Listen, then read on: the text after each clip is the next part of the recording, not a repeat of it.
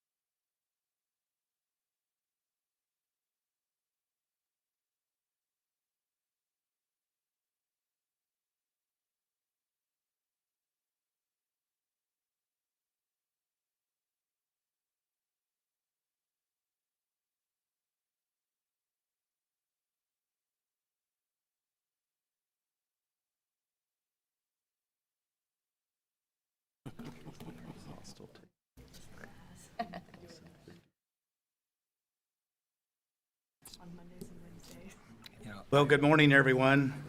Before we begin today's meeting, I'd invite you to join us in the Pledge of Allegiance. I pledge Allegiance to the flag of the United States of America, to the republic for which it stands, one nation, under God, indivisible, with liberty and justice for all.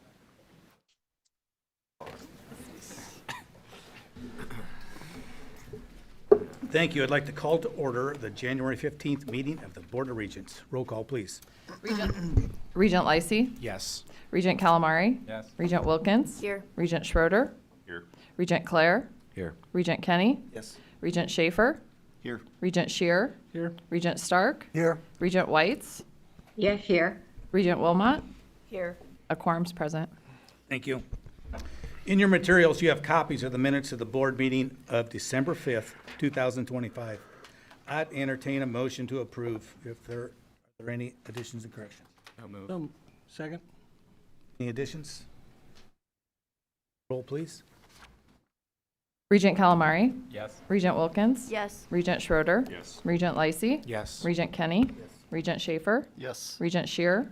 Yes. Regent Stark. Yes. Regent Whites. Yes. Regent Wilmot. Yes. Regent Clare. Yes. Motion passes. In compliance with Nebraska's Open Meeting Act, the board has posted a copy of the act in the back of the room. Now we'll move on to the public comment of today's meeting.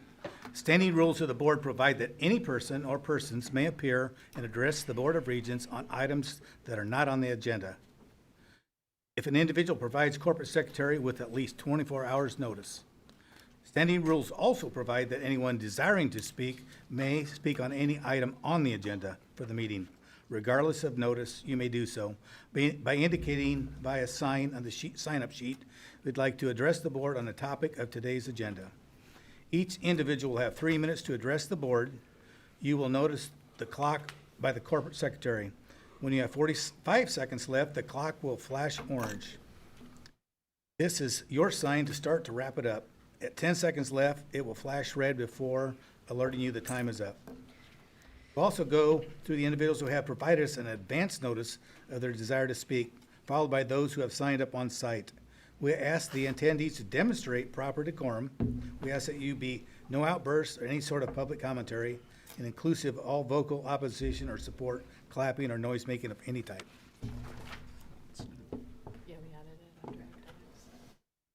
Our list. That's the list. Lance Fritz, you're first.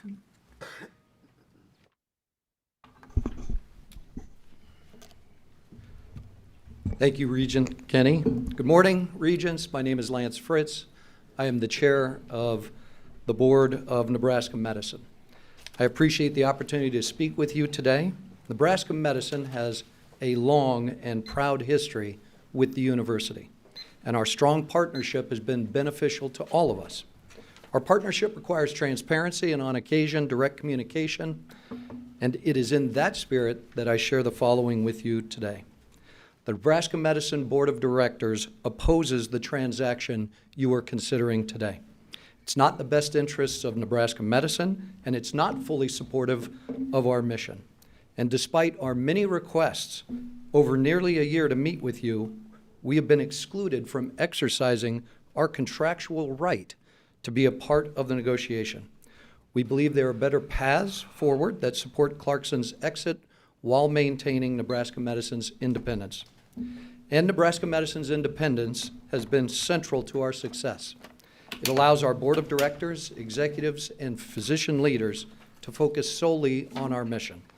The governing documents that were carefully crafted a decade ago created Nebraska Medicine as, quote, an independent, private, charitable, not-for-profit health system, end quote. Since 2016, we have operated independently to the benefits of our patients, providers, and community. Today, you propose to fundamentally change this structure without the detail necessary to evaluate its replacement. We're also concerned that the university's detailed plan to fund this $800 million transaction has not been shared with the public nor with Nebraska Medicine.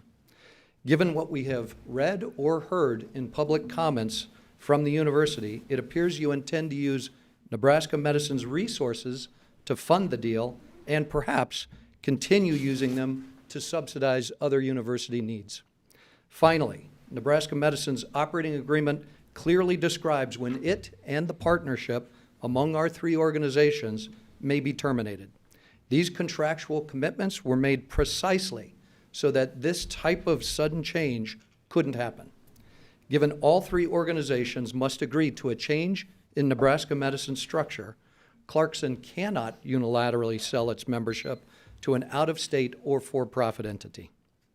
My request is this: reject this transaction. Meet with us to negotiate a change in membership that preserves Nebraska Medicine's independence. Nebraska Medicine has upheld its obligations under the operating agreement, and we're eager to partner with you on a better path forward. Thank you for your time. Thank you. Michael Ash.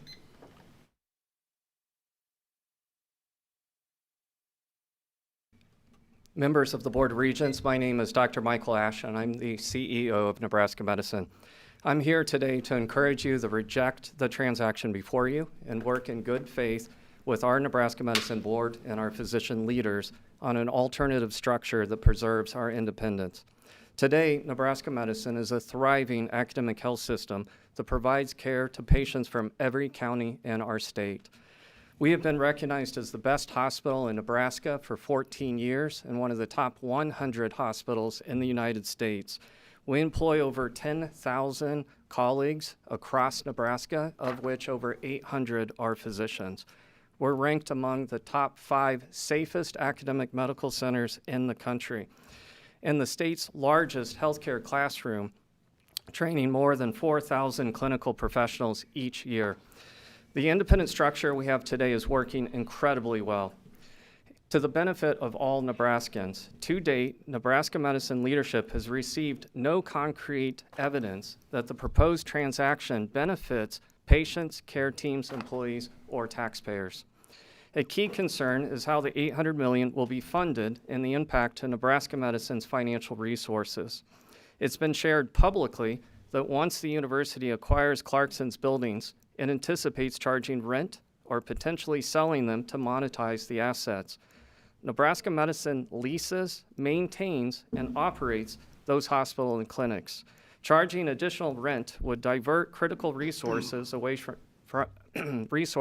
from patient care, technology investments, new clinics, and services.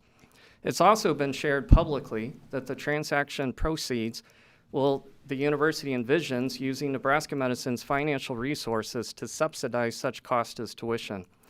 Nebraska Medicine's resources are best used to serve patients, care teams, and the communities who rely on us to deliver on our promise of serious medicine, extraordinary care. In just the last 2 years, we've reinvested heavily to expand access and care statewide, including bringing world-class cancer care to Western Nebraska and Kearney, deploying cutting-edge therapies that are unique to our region. Why would we risk changing something that's working so incredibly well?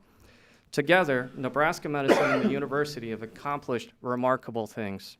While we oppose the transaction being considered today, we are eager to work with you on a member substitution that would preserve Nebraska Medicine's independence through a two-member structure that avoids out-of-state or for-profit entities. Let's protect Nebraska Medicine's mission, its independence, and the people that make this mission possible. Thank you. Thank you. Bo, and I apologize if I miss it, but Cogenberg? I'll take it. Tough one. That's okay. Bo Koningsberg. Hi. Good morning. I am an orthopedic surgeon at the Med Center. I am what you might call a lifer at the Med Center. I did my medical school at UNMC, did my residency in orthopedic surgery there, went away for a fellowship for a year and came back 17 years ago. I have every intention of spending my entire career there. I am deeply loyal to both the university and Nebraska Medicine, and I owe them so much.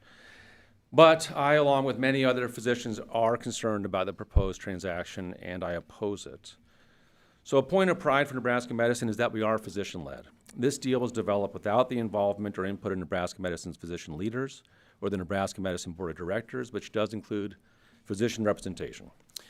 This is concerning, underscores the risk of putting ultimate control and authority in the hands of those farthest away from the actual provision of care. Physicians are concerned about the future of Nebraska Medicine. While having a physician as president of the university does provide assurances today, we have to think about creating an enduring structure. What this president and Board of Regents creates today could be changed by the next iteration of university leadership, when the university is a sole member. So what happens 3 or 5 or 10 years from now when there's a different Board of Regents or a different president? Dr. Gold did come to speak to us last week, and I appreciate that, and he promised us nothing would change material to how things are done in Nebraska Medicine, and I take you at your word, and I believe that, and that is reassuring, but I don't know about the next president or the next Board of Regents. So when decisions about healthcare compete with other priorities, patients ultimately bear the burden. We risk losing the ability to recruit and retain physicians who care for them, to invest in technology and services, and to respond to urgent and emerging needs. Nebraskans have put their trust in us to make decisions in their best interest, and the current proposal puts their most important interests at risk. In fact, Nebraska Medicine's current structure is working. We have seen so much improvement for the citizens of Nebraska since I started medical school in 1997 when things did change, but so much has been done, and there's so much more we could do if we're allowed to continue on the trajectory we've been on. As the sole member of Nebraska Medicine, the Board of Regents at the end of the day would have ultimate control over Nebraska Medicine's resources. My colleagues who have come from university-controlled healthcare systems share stories of budget shortfalls, loss of workforce, and barriers of bureaucracy. So Regents, I ask that you reject this proposed transaction, work with Nebraska Medicine's Board of Physician Leaders, develop a better path forward, one that protects Nebraska Medicine's independence, physicians, and our community. Thank you. Thank you. Jim Linder.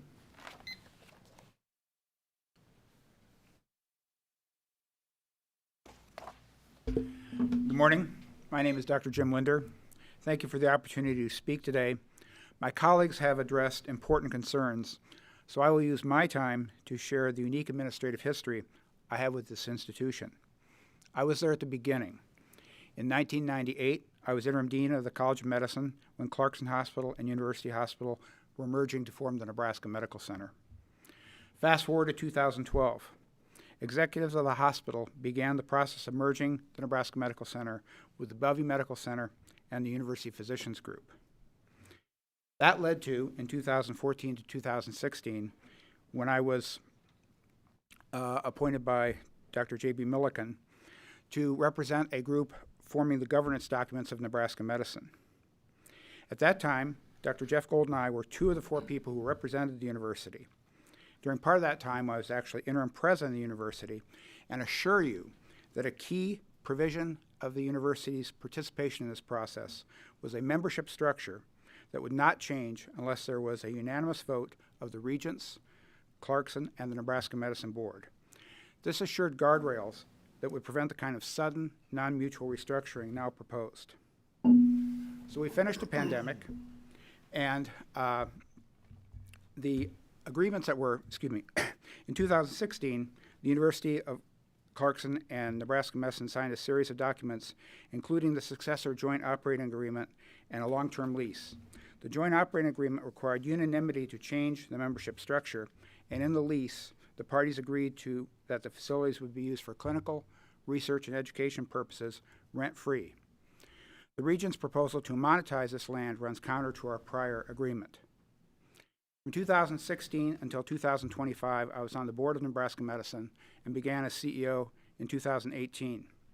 The structure of Nebraska Medicine has worked exceptionally well, recruiting talent, building trust with donors, achieving national recognition for quality, life-saving programs, and community service. In 2019, Nebraska Medicine began communicating Project Next because we believed a new hospital facility was needed. That has become Project Health. Nebraska Medicine's commitment to the project has not changed. Fast forward, after the pandemic, I was invited in the summer of '24 to attend a meeting where Regent Schaefer and Jim Landon, board chair of CRHS, agreed to work with the university toward buying out the membership interest of CRHS. Neither CRHS or the university indicated Nebraska Medicine would be cut out of this process. Fast forward to the beginning of '25, Nebraska Medicine was advised that the Regents and CRHS were moving toward a transaction, but to date, Nebraska Medicine has not been meaningfully engaged despite our many requests to do so with the Regents and Clarkson. While some details of the proposed transaction were shared during a December 17th Thank you. meeting, Your time is up. Ashley Ferens.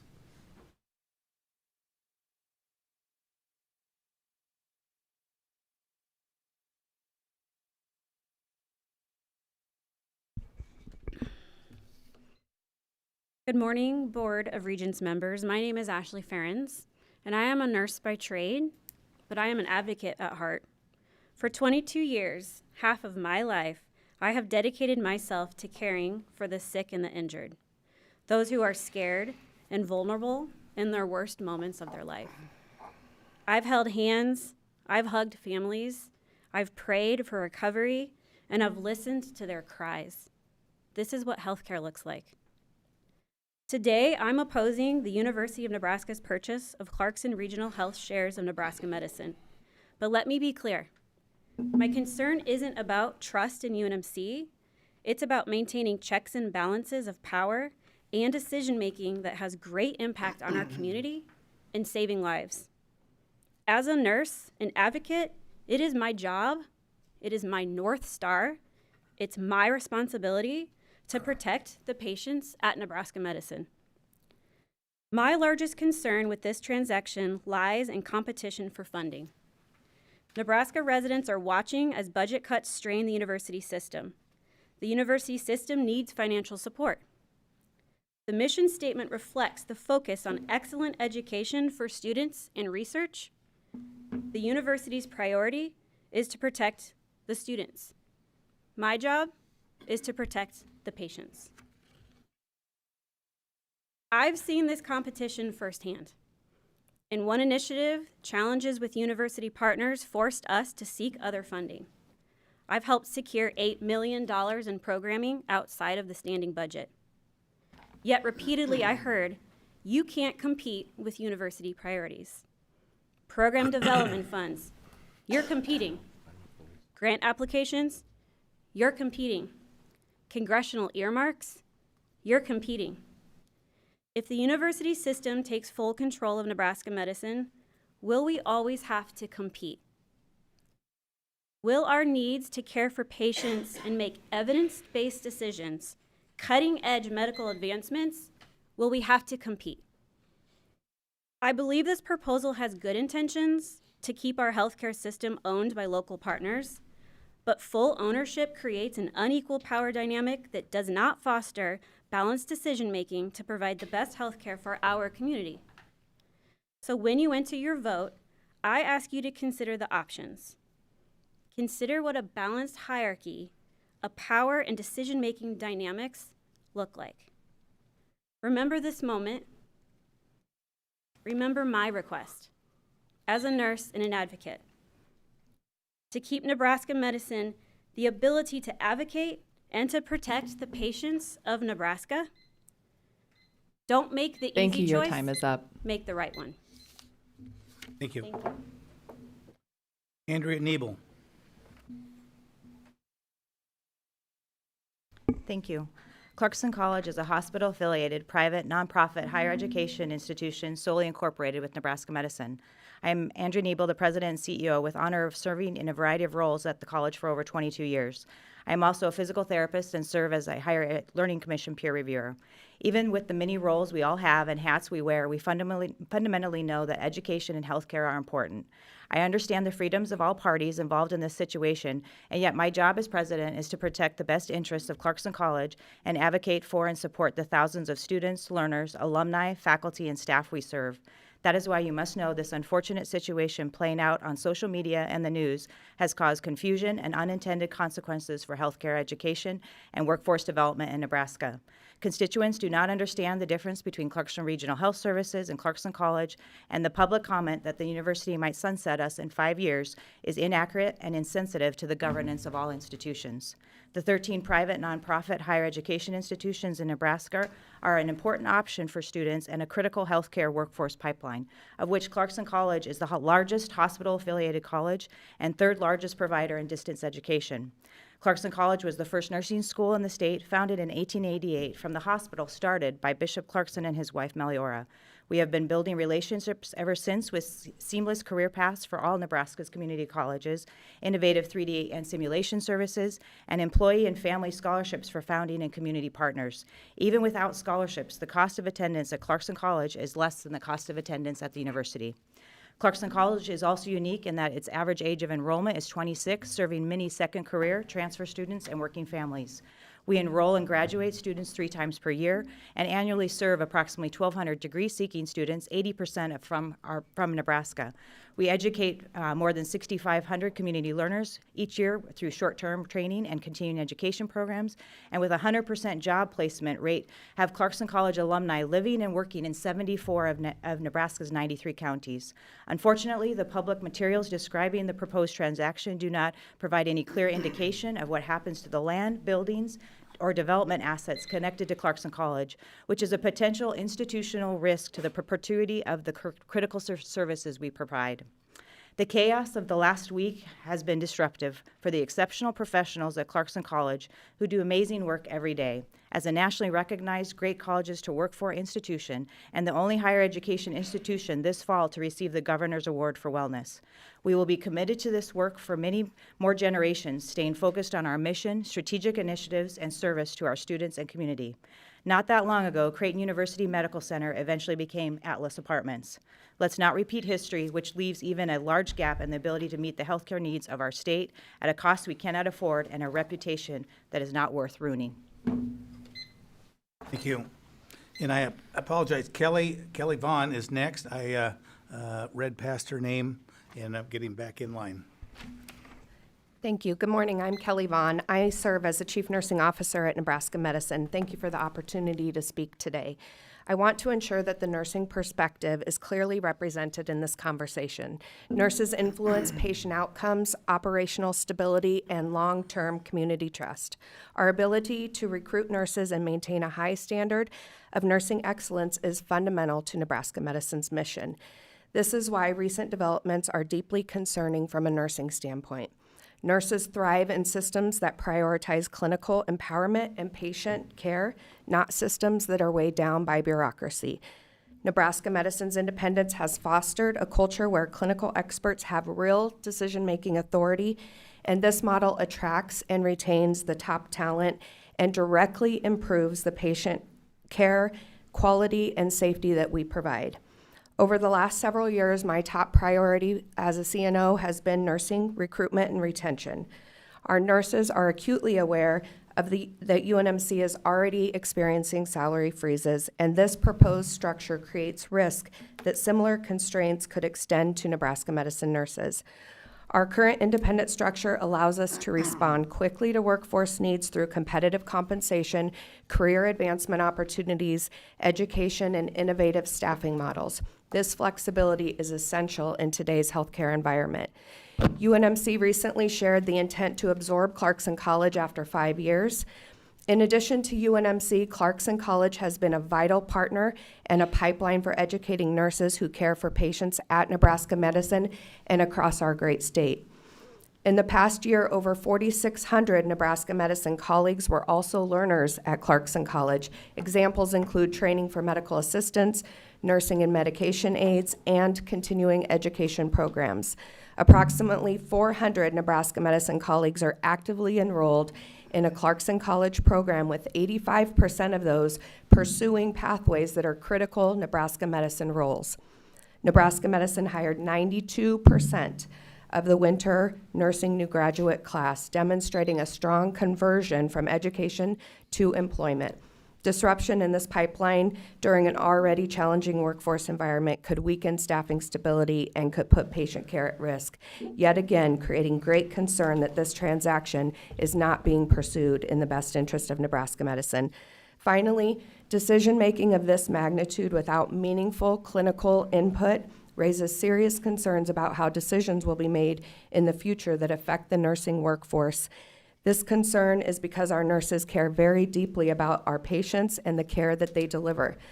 Nebraska Medicine, like other health systems, is navigating extraordinary challenges, and as a two-time University of Nebraska Medical Center nursing graduate, I deeply respect our academic Thank you. Your partnership. time is up.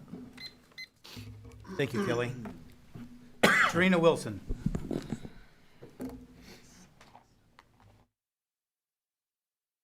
Thank you for the opportunity to speak on behalf of Clarkson College. My name is Serena Wilson, and I'm the current Student Senate President at Clarkson College and the Nebraska State Student Nurses Association President as well. I'm a senior undergraduate nursing student, and I also work part-time as a student nurse technician at another healthcare system in the area. We have a special culture, and it is important that everyone knows that the news the past couple of weeks has been disturbing. Anyone that knows our students, faculty, and staff at Clarkson College also knows we will stay focused on what is best for our students and our patients. The news on January 2nd was a shock and confusing on how this could be affecting a school with a 137-year legacy as the first school of nursing in Nebraska. Colleagues that I work with have been assuming that my school would change and were asking me why the university would do this. It continues this week to be frustrating to see on social media people insinuating that Clarkson College will not exist and that I would become a University of Nebraska student. I am proud that Clarkson College holds itself to a higher standard of professional behavior, and this is something that I have heard said on my clinical rotations across multiple health systems.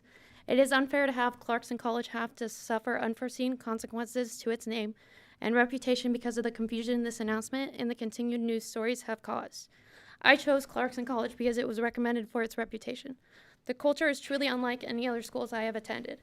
Everyone says hello, which makes faculty, staff, and other students approachable.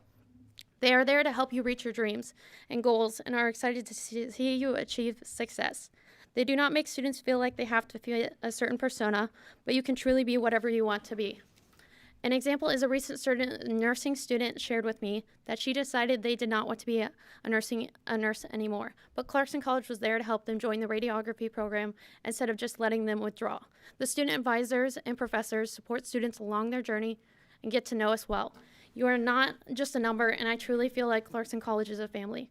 Clarkson College provides so many resources for students, from food pantries to tutors, and it is sad to me that this proposed transaction is how money would be spent, when there could be so many better ways to support future healthcare professionals and patients.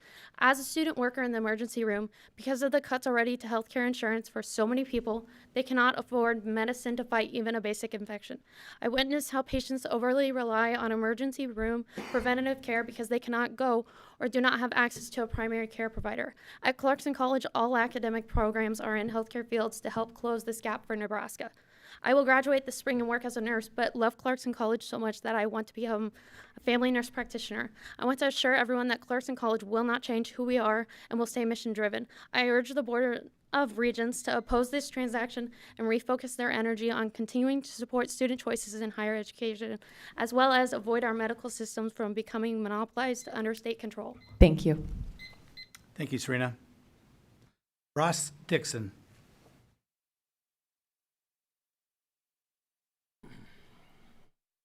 Good morning. My name is Ross Dixon, and I'm an assistant professor at UNL from the former Department of Earth and Atmospheric Sciences.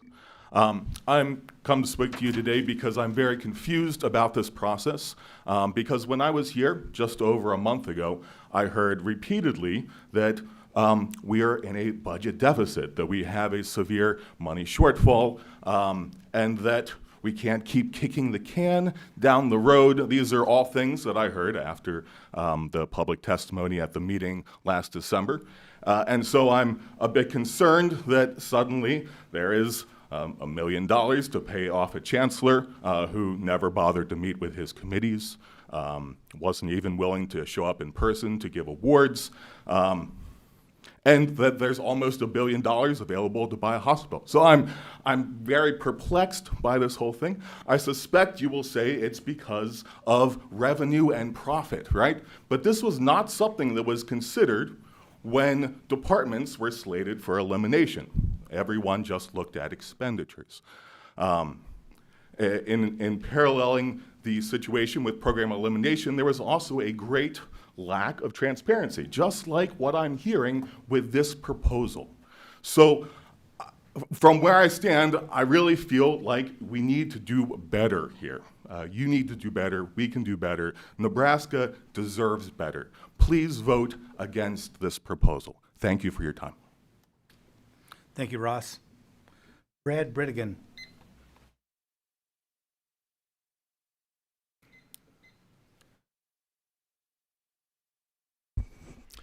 Good morning. My name is Brad Britigan. I have the honor of serving as the Dean of the UNMC College of Medicine since July 2011. In that role, I also serve as an ex officio non-voting member of the Nebraska Medicine Board. That said, my comments today reflect my personal views only. Prior to joining UNMC, I held faculty and leadership positions at two other public academic health science centers, University of Cincinnati and the University of Iowa. And it's also worth noting that in 2013, I co-chaired the committee that developed the operational and governance framework for Nebraska Medicine, and from 2014 to 2016 served as its interim president. The current two-member Governance of Nebraska Medicine and its 501c3 status with a delegated board conferred with independent decision-making authority has been a key to advancing healthcare in Nebraska, as well as the research and education missions of UNMC and the College of Medicine. Clarkson Regional Health Service has opted to exercise its right to withdraw from membership of Nebraska Medicine, and as per the initial governance documents, the Board of Regents can become the sole member. If carefully and thoughtfully carried out, such single membership could benefit both UNMC and Nebraska Medicine, its patients, and the citizens of Nebraska by further enhancing the alignment of the talent and resources of both entities. Eliminating the need to seek approval of two separate members could also expedite efficiency of decision-making for Nebraska Medicine. However, legitimate questions and concerns have been raised and well publicized over the last 2 weeks regarding the potential for single university membership to result in deleterious consequences to both Nebraska Medicine and the UNMC College of Medicine.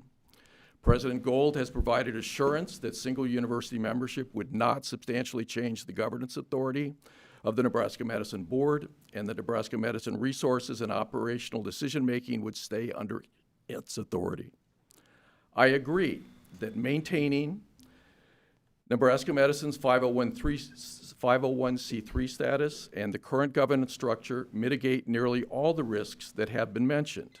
Dr. Gold has also outlined a funding plan that has and will not assured us that will not compromise the financial position of the University of Nebraska or Nebraska Medicine. And I have to take him at his word, but we'll await the details before rendering a final opinion.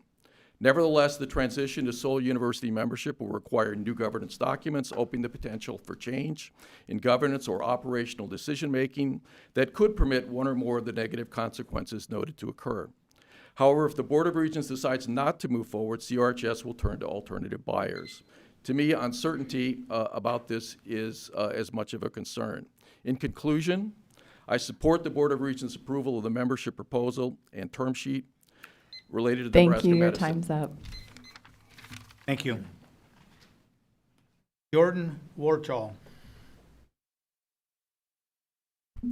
Good morning. My name is Dr. Jordan Warcall, and I'm an associate professor of emergency medicine at UNMC and attending physician in the ER at Nebraska Medicine. I'm also president of the UNMC Faculty Senate, and I want to be clear that my comments today are my own but are informed by my conversations with faculty at UNMC. I personally support the Board of Regents in purchasing Clarkson Regional Health System's interest in Nebraska medicine. As a duly employed clinical faculty member, I can think of no other partner who would better enable us to continue to excel in both our academic and clinical pursuits. Nebraska Medicine touts UNMC as its academic partner, and it makes sense from an academic health system perspective to be fully aligned with the academic parent. That alignment allows us to further our shared mission to improve and invest in healthcare across the state and beyond, build the state's workforce, and expand and enhance clinical care for Nebraskans, as we've done from Omaha to Grand Island to Kearney and through academic programs that stretch to Scottsbluff. I understand that today's vote, if approved, opens the door to further discussions with Nebraska Medicine, and that as part of this process, new bylaws and articles of incorporation would be developed. If and when that process moves forward, faculty asked to be involved through a collective decision-making approach that, as you know, is key to higher education's shared governance model. Faculty also want to continue, as we have under the current structure, to practice their professions without interference from non-health professionals. Decisions about medical practice should continue to be made as they have been in years past, between patients and their physician or provider with the oversight of the Governing Board of Nebraska Medicine. I am confident that any concerns can be addressed together and reassurances, when necessary, can be codified in the new documents.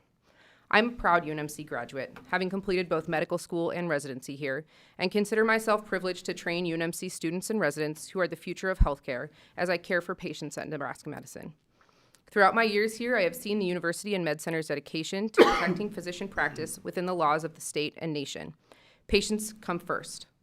They always have, and that should and will not change. Thank you.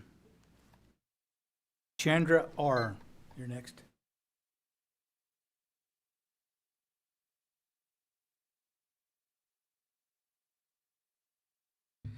Good morning. My name is Chandra Are. I'm a surgical oncologist, and I'm duly employed at UNMC in Nebraska Medicine. I've been in Nebraska for almost 19 years. I know the good life and Nebraska's values rooted in pragmatism and greater good. As a cancer surgeon employed by Nebraska Medicine, I've operated on many patients and shared their highs and lows. As an employee of UNMC, I have the honor of serving as the Senior Associate Dean for Graduate Medical Education, and through that office, we oversee close to 100 graduate medical education training programs. And for those that are not aware, graduate medical education is that part of education that happens between medical school and before physicians go into practice. As a point of reference, there are about 903 other institutions like UNMC and Nebraska Medicine of varying sizes across the country that train physicians. What most may not know, but is a point of pride for us, is that we train more physicians than 94% of all those 903 institutions in the nation. All of this is possible because of many reasons, but some that come to my mind right away. One of them is the amazing collaborative and symbiotic relationship between Nebraska Medicine and UNMC. The amazing support we get from Nebraska Medicine and UNMC, and the independent governance of Nebraska Medicine. None of what we do would be possible without all of this. Now here we are, because one of the partners wants to opt out, and change can always be bad. Whatever we agree on or not, one thing I think we all want to agree is not to change this upward trajectory of success for both UNMC and Nebraska Medicine. Otherwise, we may become game for mergers and acquisitions or commercial private entity from distant parts of the country. Now we get to know that commercial private equity is associated with worse outcomes such as increased mortality rates, increased infections, falls, and lower patient satisfaction. So here we are now deciding the future course of one of the best healthcare systems in the nation, and would like to keep it that way by ensuring the continued collaboration, independent governance of Nebraska Medicine, and robust physician involvement for the benefit of both UNMC and Nebraska Medicine. As an eternal optimist, I think this will all work out well because we're all friends inside this room and outside the room, and I have deep faith in the good intentions of everyone. Thank you, everyone, for your support for keeping Nebraska Medicine as one of the best healthcare systems in the nation. Thank you. Thank you. Joanne Sweezy.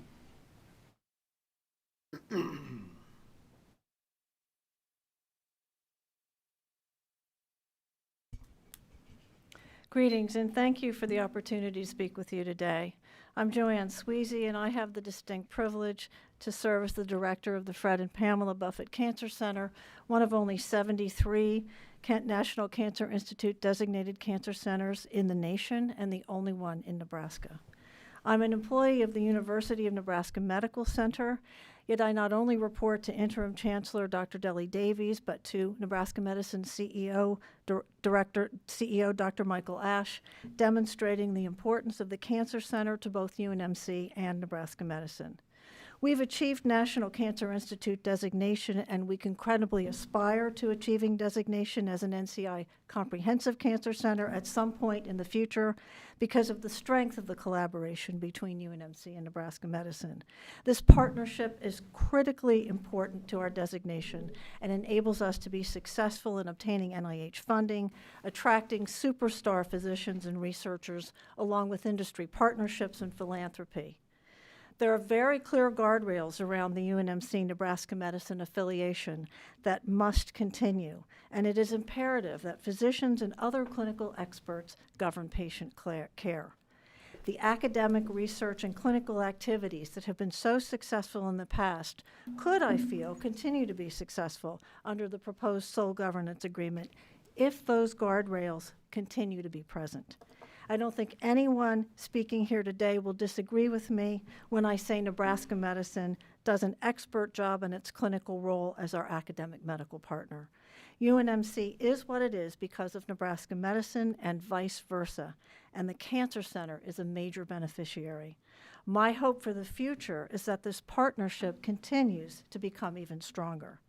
In my role as the president of the Association of American Cancer Institutes, with membership of more than 100 freestanding and academic cancer institutes, I can say that this type of arrangement is not uncommon. When I came here in November of 2023, it was to serve the people of Nebraska by decreasing the cancer burden in the state.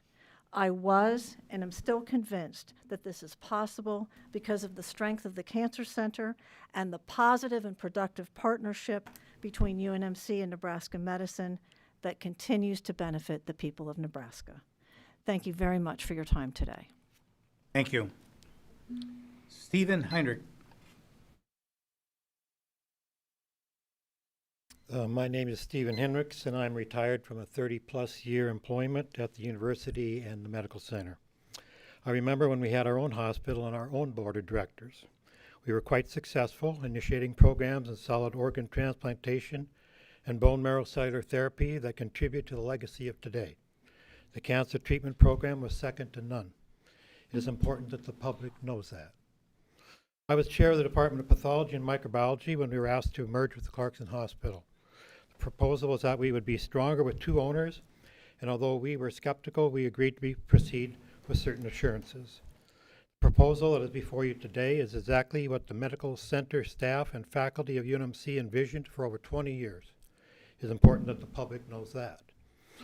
I'm grateful to the leadership of Clarkson Foundation for their vision of the future. I am hopeful that the two members or owners of the partnership will come to an agreement soon. Should a decision be made to proceed, there will be plenty of time to map out a future organizational structure. What I learned in 15 years of administration is that it is the people, the physicians, the nurses, and the staff that make the hospital, not the CEO or the hospital board. It's important that the public knows that. What about the price? It is hard to estimate the value proposition of opportunity, and this is an opportunity of a lifetime. I urge you to acquire the Clarkson interest. Thank you. Mike Niebel, are you still here? David Bigley, please.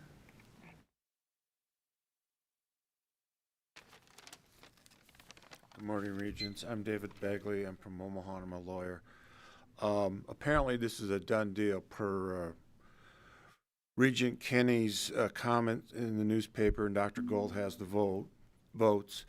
Listening to Mr. Fritz and Dr. Linder, I can tell you that you're probably buying yourself a lawsuit if you are not buying, you're just going to be in a lawsuit over this deal.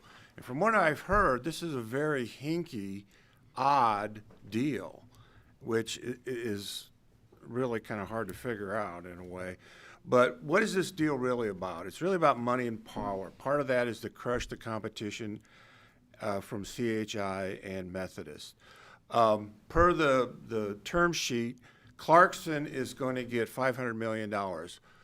Also in the term sheet, they cannot compete in healthcare 100 miles from 42nd and Dewey. So what are they going to do with that $500 million? Well, I suggest that they give all or some of it to Creighton University. Creighton University has competed very successfully against the University of Nebraska School of Medicine. And Creighton University, from zero, you may not know this, but they have a hospital and a medical school and nursing school in Phoenix. And that $500 million will go a long way to cure people, treat people, and educate new doctors. Now, what is, in the paper it said, this is the deal of the century, per Dr. Gold. It's 50 cents on the dollar. So what are they going to do with the cash flow?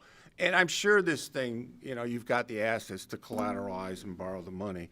But what I suggest and I think is going to happen is Dr. Gold is going to build an empire of mostly useless research. Useless is a harsh word, but in the fall of 2021, the top doctors at UNMC told the school kids across the state of Nebraska, you got to continue to wear masks. It's been established that by that time it was completely worthless. Dr. Gold has, in my opinion, extremely poor judgment, and what I will bring to your attention is the horrible, horrible thing where at UNMC they were doing gender-affirming care. They were making mentally ill kids lifetime medical patients, and that never, ever should have happened. That was deeply immoral, and the unicameral had to stop you.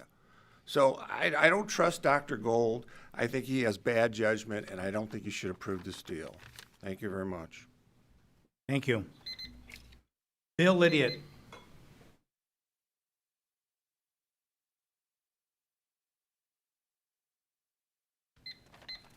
Good morning. Thank you, Mr. Kenny.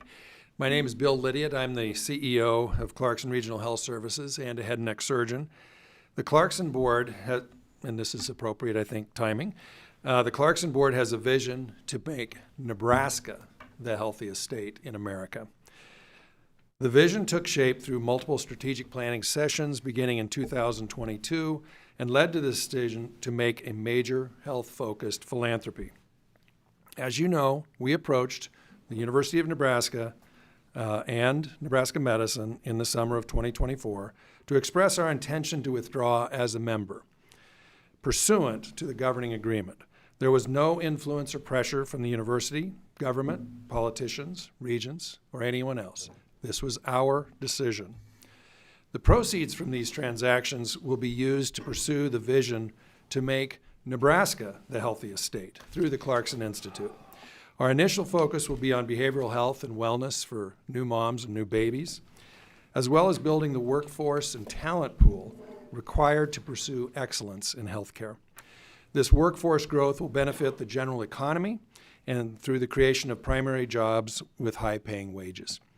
Our relationship has been a partnership to create a model health system for our state.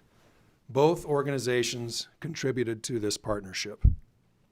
And Nebraska Medicine, as we've heard, has flourished and developed into an exceptional patient care and teaching, and importantly, teaching hospital.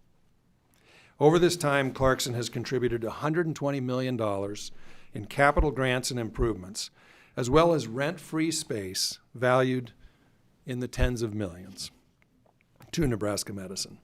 The Regents in Clarkson have agreed to a price of $500 million for Clarkson's membership. This reflects a significant discount from the actual value of Clarkson's interest as judged by several independent evaluators. Essentially, Clarkson is transferring its interest at approximately 50 cents on the dollar of Nebraska Medicine's net asset value to advance our charitable mission of making Nebraska the healthiest state and to support the University of Nebraska, Nebraska Medicine, and Nebraskans. The real estate owned by Clarkson has a fair market value appraisal which accounts for depreciation, age, condition of the property, and also includes undeveloped land along Dodge Street. Clarkson will also make a transformational donation of $200 million to Project Health. The purpose of that is to improve the health of Nebraskans. I, too, am a lifelong Nebraskan and a proud alumnus. I urge you to vote for this transaction. Thank you. Thank you. Sarah Zuckerman.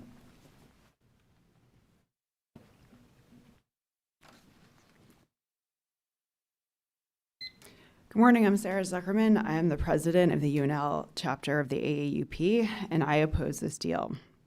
I stood in this room a mere 5 weeks ago and listened to 6 hours of UNL faculty, alumni, current and prospective students describe how the elimination of 4 departments was unwarranted based on their unique nature and their contributions in the state. While Table 3 was notably absent from your packets, all of these departments generate revenue. I was here in the room when the board members said there was not enough money to delay the decision by even a single month.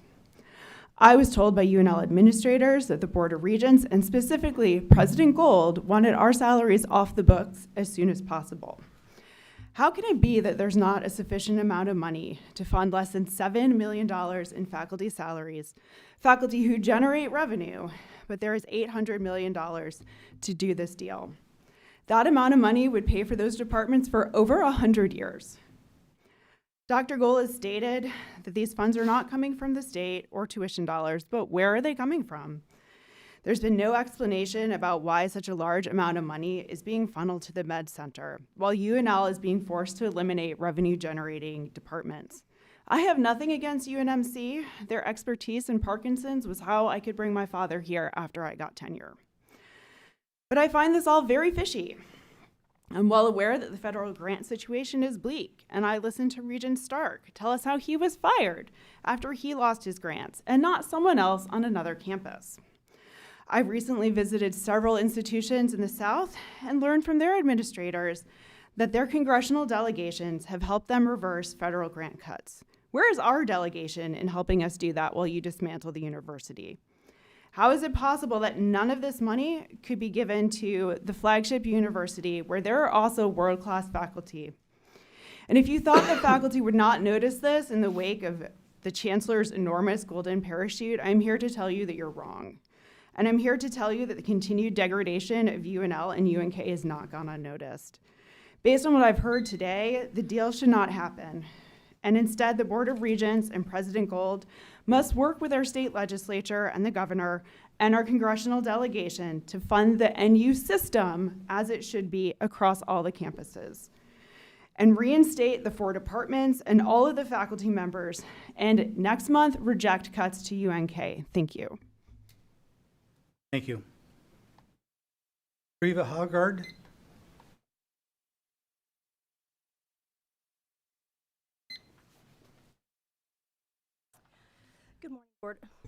Good morning, Board of Regents. My name is Treva Haugard. I'm the Executive Director of the Council of Nebraska Independent Colleges.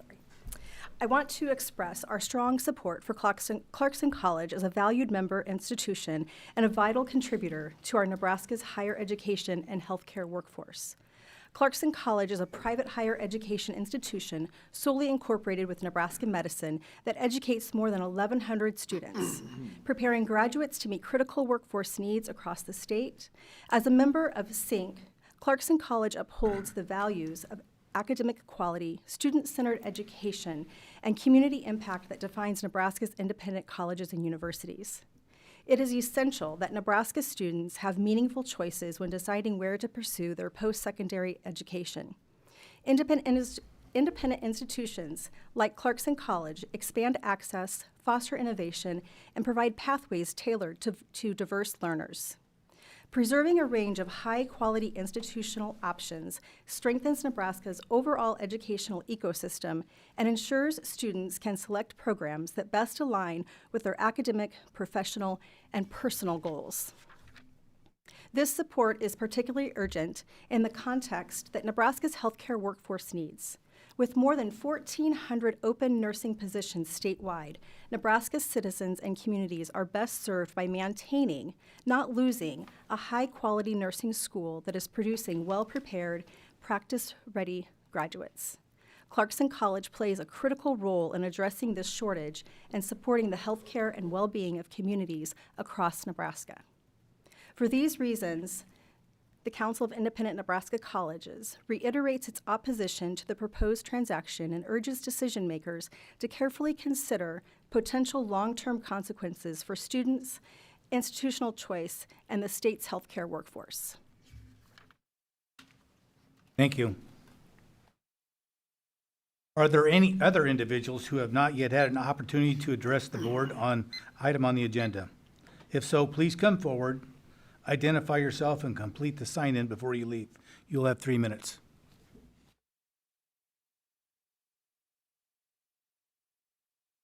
There being no other persons wishing to comment, I declare the opportunity to public comment closed.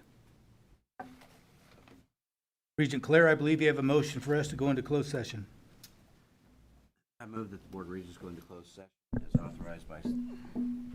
I move that the Board of Regents go into closed session as authorized by Section 84-1410 of the Nebraska Revised Statutes for the protection of the public interest and to prevent needless injury to the reputation of persons who have not requested a public hearing for the purpose of holding this discussion limited to the following subject matters involving a real estate transaction. Second. Roll call, please. Regent Wilkins? Regent Schroeder? Yes. Regent Lacey? Yes. Regent Calamari? Yes. Regent Schaefer? Yes. Regent Shear? Yes. Regent Stark? Yes. Regent Whites? Regent Wilmot? Yes. Regent Claire? Yes. Regent Kenny? Yes. Motion passes. We're in closed session. It is now 9:55. We're in closed session.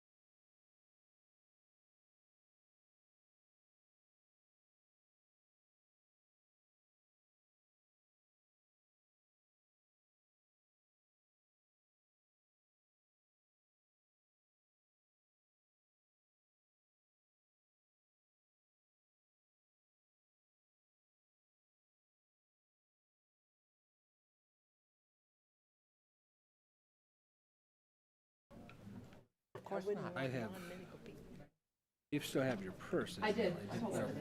Me and my bill, driver's license, credit cards, and other stuff in it. So it's not like I would discontinue using it.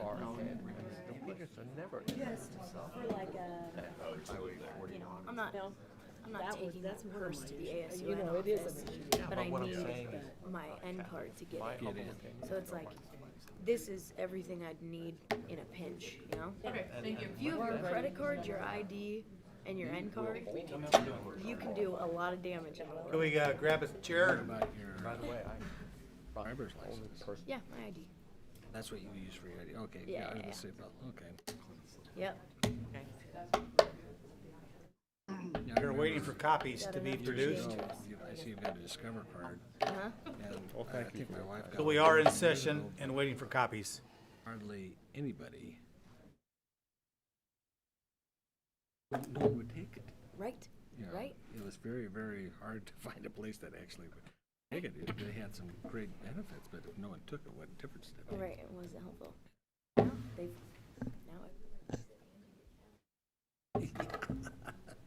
But I'm isn't that living just to in a the right time. but that's just up to a maximum of a certain amount. Right.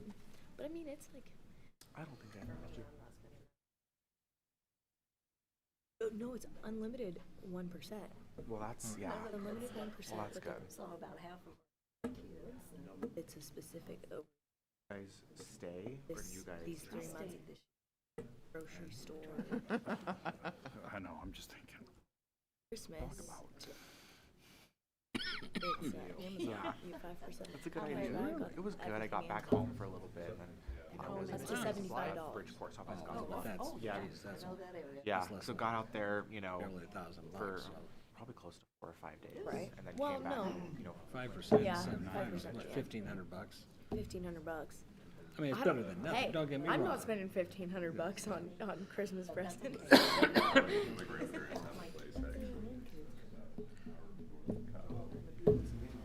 Yeah, unlimited 1% though. I've had it. I like it. I don't think I'd be a resort guy. Not a nephew, but he's sort of a nephew. He's one of my cousin's kid, but he's around so much, you sort of assume he's nephew. But anyway, he was born on Christmas.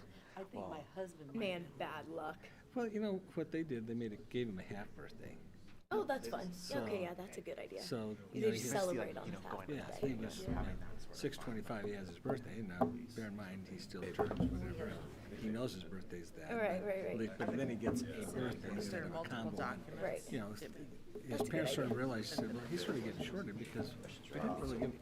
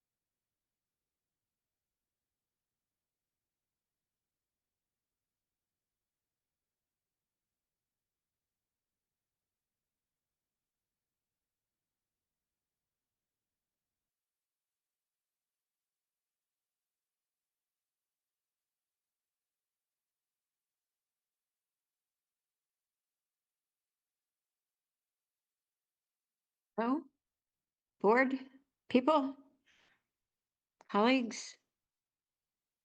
Hello? Oh, sorry. Just a second, Barb. Okay.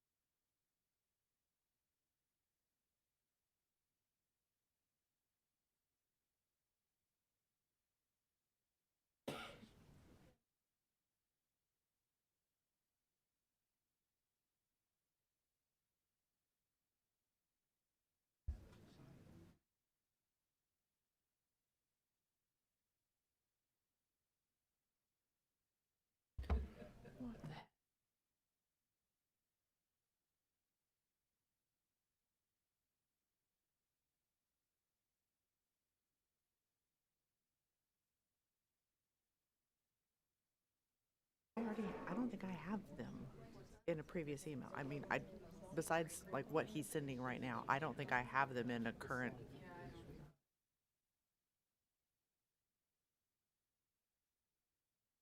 Um, I mean, we need.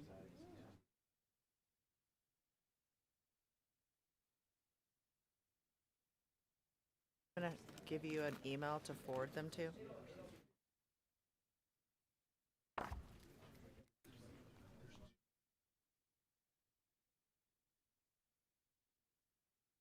I'm just gonna have them go directly to.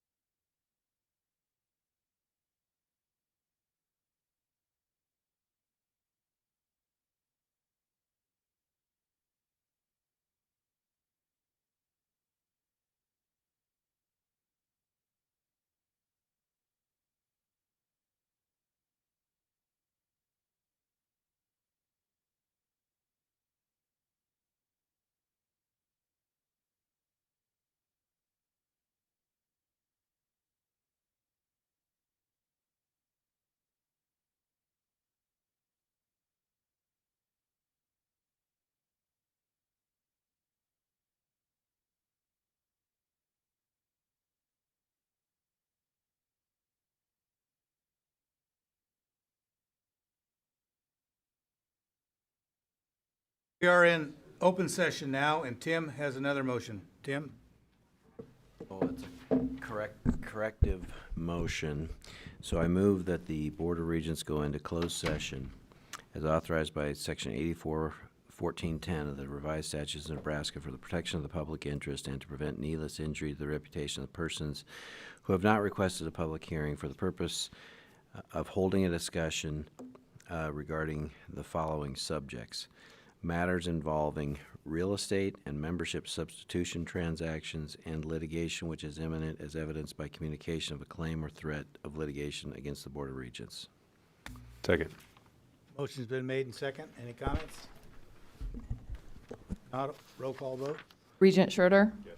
Regent Lacey? Yes. Regent Calamari? Yes. Regent Wilkins? Yes. Regent Schaefer? Yes. Regent Shear? Yes. Regent Stark? Yes. Regent Whites? Yes. Regent Wilmot? Yes. Regent Claire? Yes. Regent Kenny? Yes. Motion passes. We're in closed session.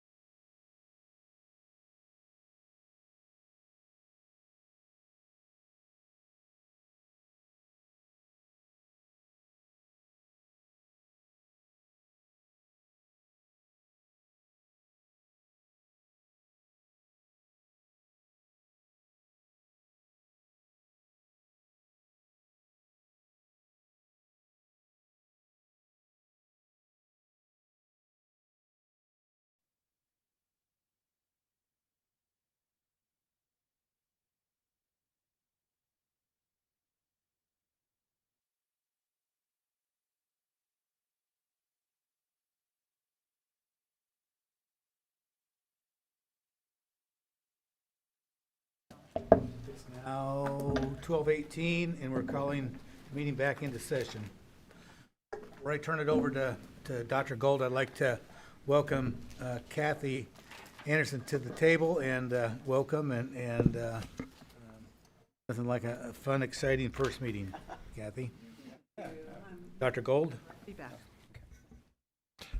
Thank you for the privilege of presenting this resolution to the Board of Regents of the University of Nebraska. And I will just read the resolution for your action.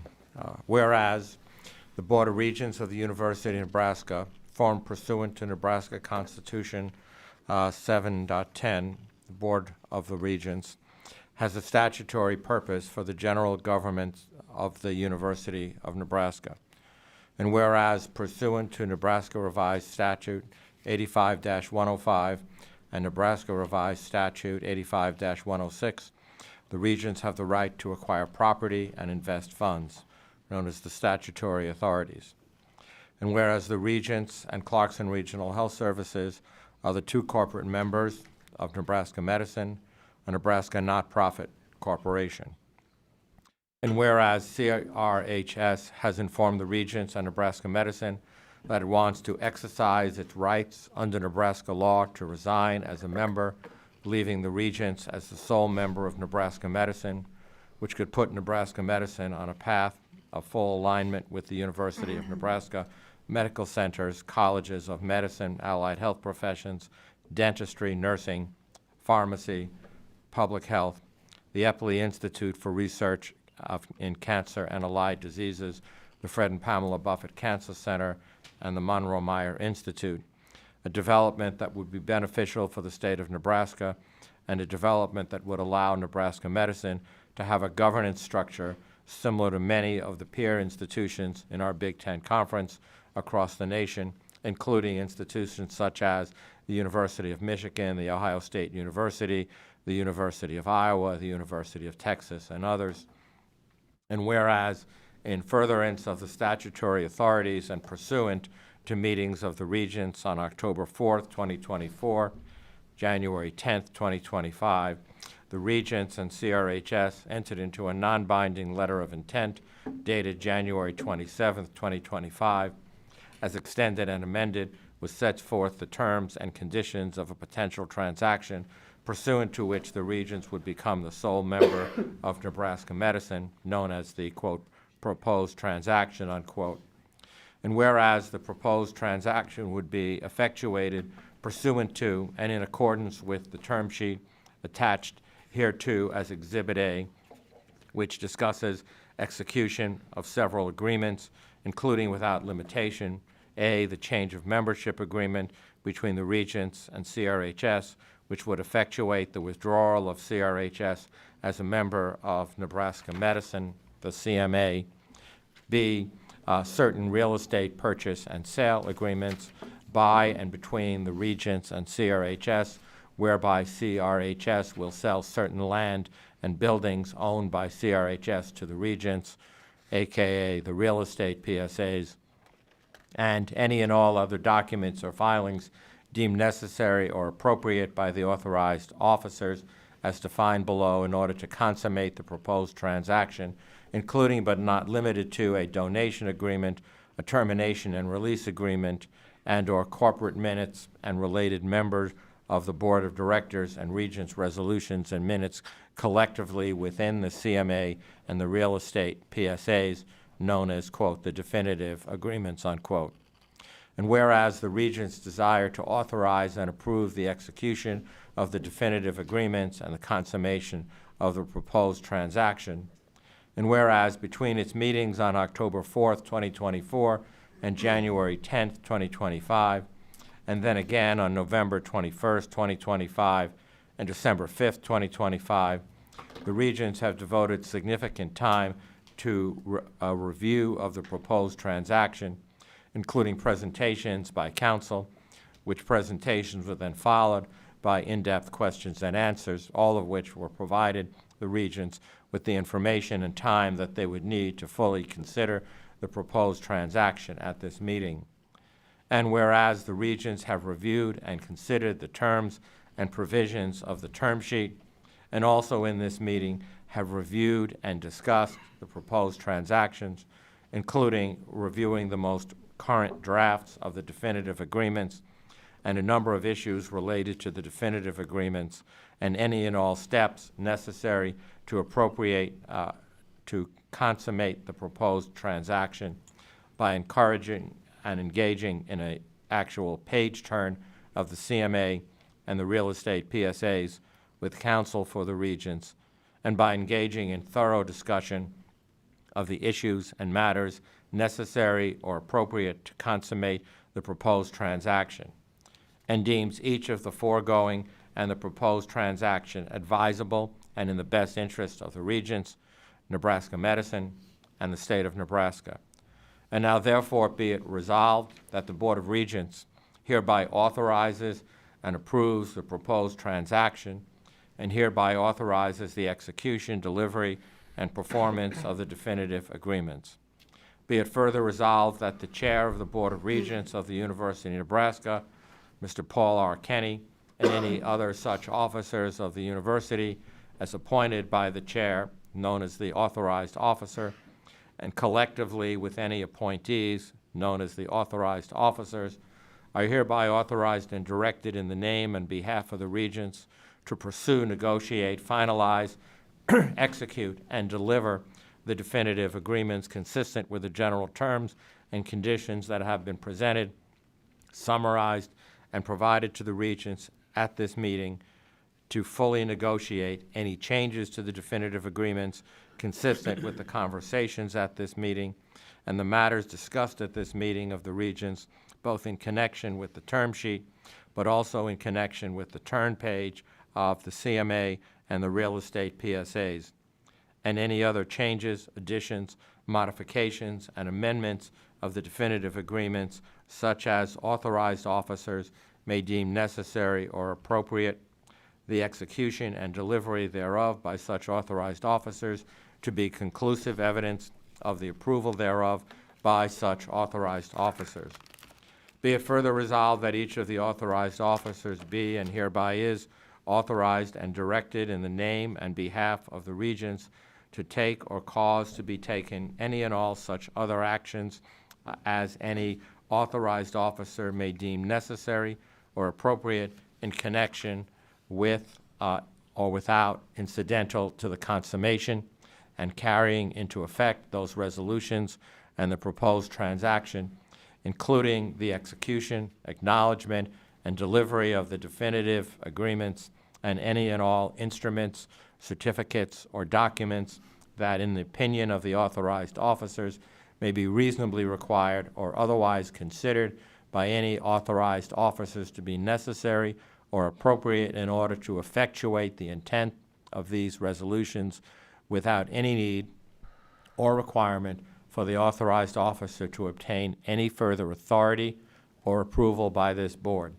And finally, be it further resolved that the approval of such matters at this meeting shall occur in open session on today, January 15th, 2026, and that all actions of the board and the authorized officers with respect to all of these matters are hereby approved, ratified, and affirmed.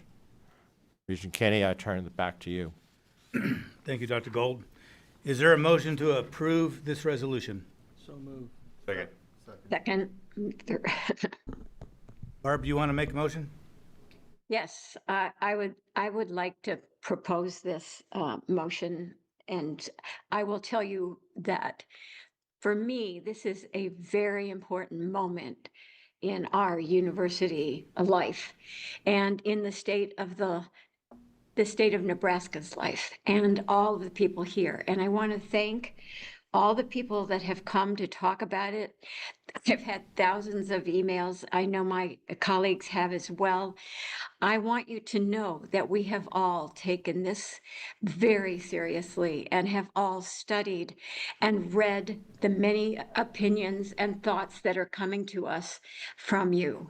And I want to tell you that as a lifelong Nebraskan, born in Lincoln Lincoln General Hospital, spending most of my 77 years in this state, that I have watched the incredible growth in terms of our state's economy, our state's commitment to the healthcare, not only of our state, but of the whole country. And we saw that during Ebola. We saw that during COVID. We have a commitment to healthcare and the well-being of every resident in the state of Nebraska and beyond. And I believe that what needs to happen here, it has to be in the best interest of that continuing health care. And I believe from what I've heard and all the different pieces of information that I've received, that this proposal is an appropriate and absolutely essential direction for our university to take. Thank you, Barb. Any other comments? Yes. First, I'd just like to say thank you to the Clarkson Group for offering this opportunity to us. It's a game changer in the world of health, and quite frankly for the university and the state of Nebraska as a whole, and most importantly for the citizens of this great state to continue to receive the phenomenal health care that they have. I think when we look at this as far as what's best for the institution, when we're wearing our Board of Regents hats, this is clearly in the best interest of the institution to continue to deliver that type of health care and to train the healthcare professionals for tomorrow. We'll have an opportunity between now and the end of June to work with Nebraska Medicine on how we can better work together and fulfill those service requirements and needs of the state together as a collaborative group, as opposed to, I can assure you this board has no intention of managing and micromanaging Nebraska Medicine. That's just not going to happen. But we would like to be involved with discussions and work together as partners. That's what we are. We may be the owners, but we still have the intention of working with Nebraska Medicine as our partners in this project. I think it's important to know that we can now rest assured that this entity will be owned by the taxpayers, for service to the taxpayers, as opposed to, think of a private equity group coming in and buying it. How would that make us all feel? That just happened at the University of Utah with their athletic department, their social media or their athletic media rights. How would we feel today if private equity came in and bought a portion of our Husker program or Loper program or Maverick program? It'd make your stomachs would turn, at least mine would, and that's just not acceptable. And so we've got an opportunity ahead of us. I think our better days are definitely still ahead of us, and together, if we lock arms and can work together, we're going to do some really fantastic and great things together. And so with that, I'm looking forward to the opportunity to working together with our private stakeholders, the different philanthropic groups across the state, with Nebraska Medicine, with Clarkson, with the citizens of Nebraska, as well as the governor and the legislature, on how we can make this work and truly turn Nebraska into the healthiest state in the country and make Nebraska Medicine the crown jewel of healthcare when it comes not just across the state of Nebraska, but across the country. Thank you. Anyone else? Billy? Thank you very much, Chairman Kenny, President Gold, and all members of the Board of Regents for the opportunity to speak about this issue today and for your leadership on behalf of our students, faculty, and staff, and the people of Nebraska. I also want to thank all the members of Nebraska Medicine who've spoken, who I highly respect and value as friends and colleagues. I do want to say that I wholly support this transition to sole governance of Nebraska Medicine and explain why. We're at an historic and critical inflection point for UNMC, Nebraska Medicine, and the future of healthcare in our state. Just over a year ago, Nebraskans saw the importance of these two institutions up close when Governor Palin was airlifted from Columbus to what everybody called the Med Center after an accidental fall. The specialized physicians who led the surgical and medical teams that treated the governor were both UNMC faculty members and Nebraska Medicine staff. A reminder that here in Nebraska, education, research, and patient care, and separate lanes, they're integrated in the care we deliver every day. That moment underscored something that I've seen repeatedly as I've traveled extensively across our great state. The Med Center, as we are known, serves as a critical resource, as the last hope for complex, specialized care that patients may not be able to access anywhere else in Nebraska, and most Nebraskans see us as one. Together, our academic medical center, that is UNMC, and Nebraska Medicine, combined as a statewide lifeline, delivering advanced care, training the future healthcare workforce, and bringing innovation to patients and communities everywhere. We are Nebraska Medicine UNMC. We share the same logo, we share the same mission statement, and we share the exact same values. Virtually all the physicians who work at Nebraska Medicine are UNMC faculty. Our facilities are intermingled. Our faculty, staff, and students depend on each other. Together, UNMC and Nebraska Medicine are Nebraska's largest employers, employing directly or indirectly 55,000 Nebraskans, with an annual economic impact of $7 billion. I have had the honor of over 40 years of service as a physician, and I remain privileged to have the ability to continue to serve patients at Children's Nebraska and Nebraska Medicine. I've also had the blessings of decades of a background in business and healthcare management, and I've served on the boards of directors of numerous great institutions and organizations during my career, including on the board of Nebraska Medicine during the past 18 months of serving as interim chancellor of UNMC. I understand and I've seen firsthand the hard work that goes into ensuring Nebraskans get this quality care, have access, and ensure that there is stability and accountability over the long term. I can confidently say that Nebraska Medicine is among the very best run and world-class organizations that I've served and worked, and you can see it reflected in our rankings. Number 1 in the state, 14 straight years, named to Becker's Hospital Review's 100 Great Hospitals in America, and named number 5 for safety in the country, among other accolades.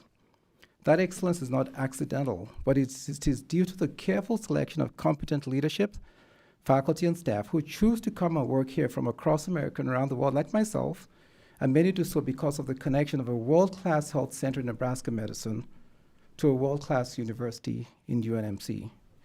That is why when our long-standing partner in Clarkson has clearly stated that they are leaving the partnership that is Nebraska Medicine, we cannot afford to sit on the sideline and take the gamble of having an unknown entity come in to fill that partner role, but rather have the university itself assume sole governance, as several other major and prestigious universities currently do successfully. Clarkson is not only offering a historically generous package that is worth less than half the appraised value of the interest in Nebraska Medicine, they are also providing a $200 million donation to Project Health, which is critical to the future of Nebraska Medicine. But perhaps more importantly, just as important to me, is what they intend to do with the proceeds of their sale. Clarkson is transforming into a foundation that will focus on Nebraskans with a goal of making Nebraska the healthiest state in the nation. They will initially be focusing on behavioral wellness, which, as we all know, is an epidemic in our state and our nation. For these reasons, I support the transition to sole member governance, as we are already virtually the same organization and cannot afford to be divided, and the result is a win-win for the citizens of Nebraska. However, I do also want to acknowledge the legitimate concerns and risks raised by our UNMC faculty, staff, and students, our dedicated Nebraska medicine staff, and the public, many of which have been addressed over the past several days. While the board absolutely needs to retain rights as the sole owner, as has been stated, we'll need to structure the bylaws to ensure that the independence continues.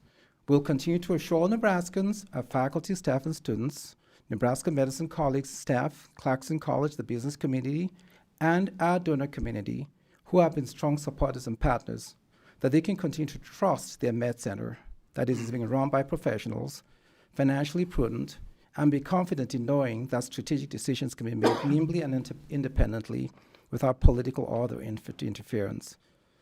Because at the end of the day, there is no greater treasure than health, and our responsibility is to protect that treasure for every single Nebraskan.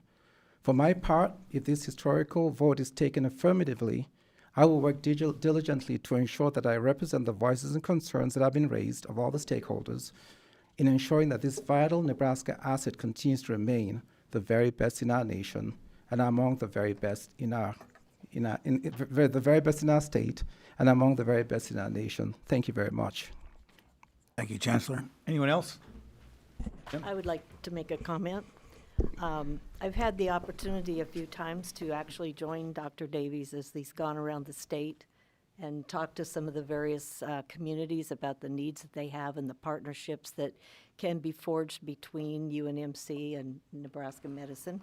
And that's been a great experience.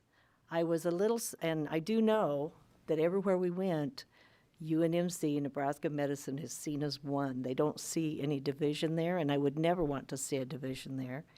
And it was a little surprising to me in many of the comments and phone calls that I received that individuals saw this as a state takeover because we're kind of all one. And I want to thank everyone that has reached out to me over the last few weeks.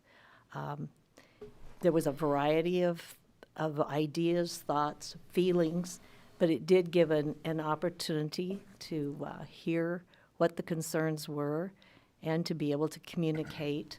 And I definitely want to make sure that we continue to, I don't have the medical background. I don't want to run Nebraska Medicine, but I want to have it to where a board that knows what's going on can run that, and that's what we're trying to come up with and make sure that everything's in line with that one mission statement, the one set of goals for the betterment of Nebraska.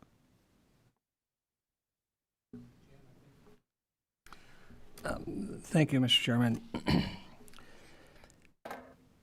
When we get back to the first part of what has happened, we had a partner that chose not to want to be a partner anymore. And if a partner doesn't want to be involved, the last thing you want is a partner that doesn't want to be your partner. And in this case, it wasn't because of any animosity between the two partners, any difficulties that were presented to the two different partners. It was a choice by one of the partners to want to go in a different direction and to still continue in the health field, but to continue more exclusively than in a hospital setting. That simple. So then the next question that the Regents are faced with is, do we get a new partner? Or do we try to work on our own? And for me, I can't speak for the rest of them, but for me, I looked at this as, you know, a lot of times people will say this is a once-in-a-generation opportunity. Well, I got news for you. This is a once-in-a-lifetime opportunity that's going to outlive any one of us, even the younger Regents here, and be beneficial to the state of Nebraska, our students, the healthcare of Nebraska.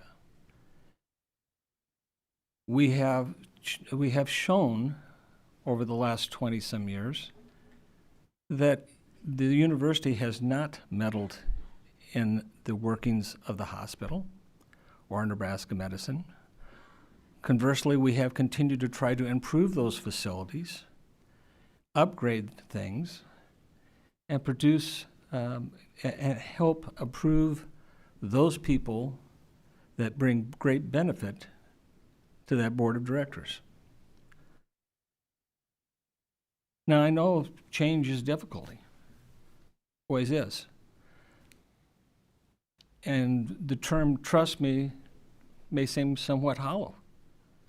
But that's what happens anytime there is change. You'll have to trust us until we've until you have noticed that we have not lived up to our word. I think every one of us here intend to do that. We've never discussed any type of major change in the system of management by Nebraska Medicine. Never. I've been in public service for well over 40 years, probably over 45 years. And I could count on probably two fingers something that has been of the magnitude that I believe for the future of Nebraska as large as this. I mean, I can, if I fall over and drop dead tomorrow, I'll think I've done something of major, major importance to the well-being of the state of Nebraska. There's a lot to work out, without question, in the next 6 months. But if we have a willing opportunity and people that are willing to work towards a common goal, I don't think it's insurmountable. I really don't. But we have to be willing to come to a conclusion and being able to see each other's point of views as we move forward and acknowledge those and work to be able to facilitate everyone's concerns at the same time. Again, I am very enthusiastic about the opportunities that are in front of us. As I mentioned to some people yesterday, I've had experience at Nebraska Medicine and the Med Center. I thought it was life-threatening. It ended up not being, but I sure as hell didn't know that till it was over. My care was excellent, and the people that were there were world-class. And I think that's what Nebraska has relied upon and become used to, is that high quality of medical facilities, not just for Omaha, not just for Douglas County or Kearney, but for the state of Nebraska. And I hope that for the rest of my lifetime and several others, that continues to be and be held in high esteem by everyone. Thank you. Thank you, Chairman. First of all, I'd like to acknowledge the hundreds of people who wrote, texted, etc. I would tell you that in my 5 years here, I have never had a more respectful and heartfelt communication from a group of people. I've read them all. I was not able to respond, and for that I apologize. My primary focus on this board for the last 5 years has been on Project Health, a multi-generational rebuild of the entire medical school. I need to show some transparency here because my views are slightly, maybe a bit different. I started out 53 years ago at the Med Center, so I have Dr. Linder beat on this. I really loved my job as a tenured faculty member. I benefited from treatment. My family has too, as many people on this board have benefited from the treatment of the Nebraska Medical Center. But I would be remiss, I think, if I did not acknowledge some of the concerns expressed by Nebraska Medicine Board. For decades, Nebraska Medicine Board has been viewed as the most respected board in the state, in my opinion. I have come to know some of these individuals as friends, as heads of companies I've consulted to, many projects I've worked on in the community. It is a strong desire of my constituents who work and live in my area as a region, as District 2, that we come with some kind of a resolution that's mutually agreed upon. This is the only Tier 1 trauma center in the state. We are a top 100 hospital. We've got to get this figured out and come to some kind of agreement in the next 6 months. And that's what's going to benefit the whole state. Thank you.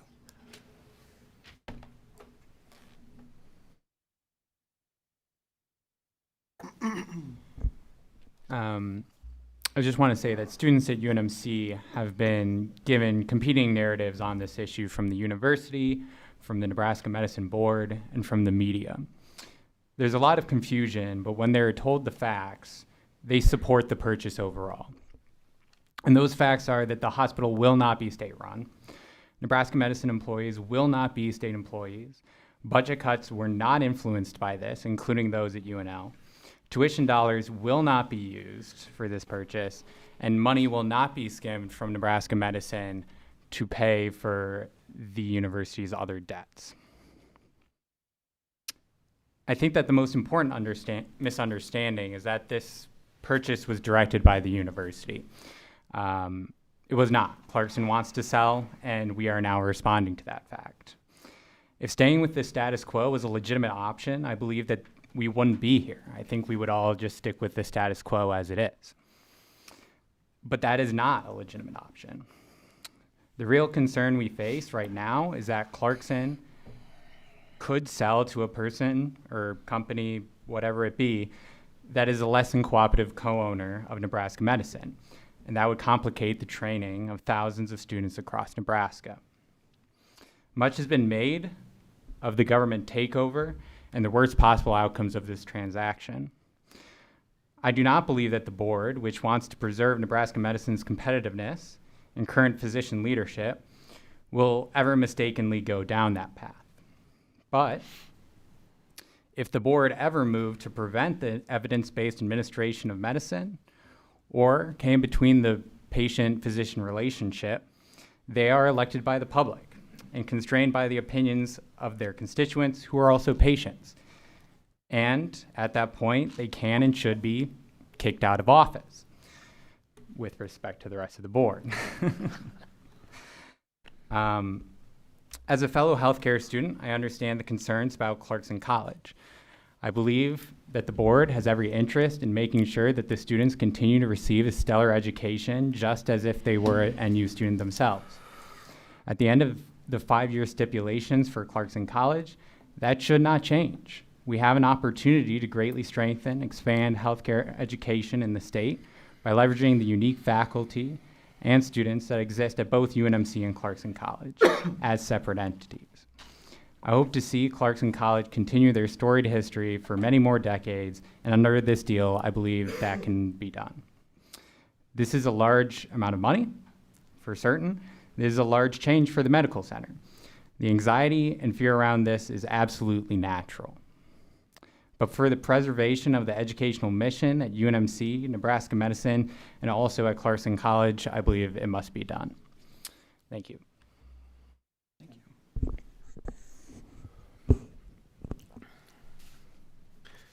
So I too appreciate the emails that I've received, and again, I've not been able to reply to all of them. So to those folks who I've not replied to, I do apologize. I appreciate the work that's been done by Nebraska Medicine and is being done by Nebraska Medicine. Clearly, hallmark in not only the state and our university system, but also the country, if not the world.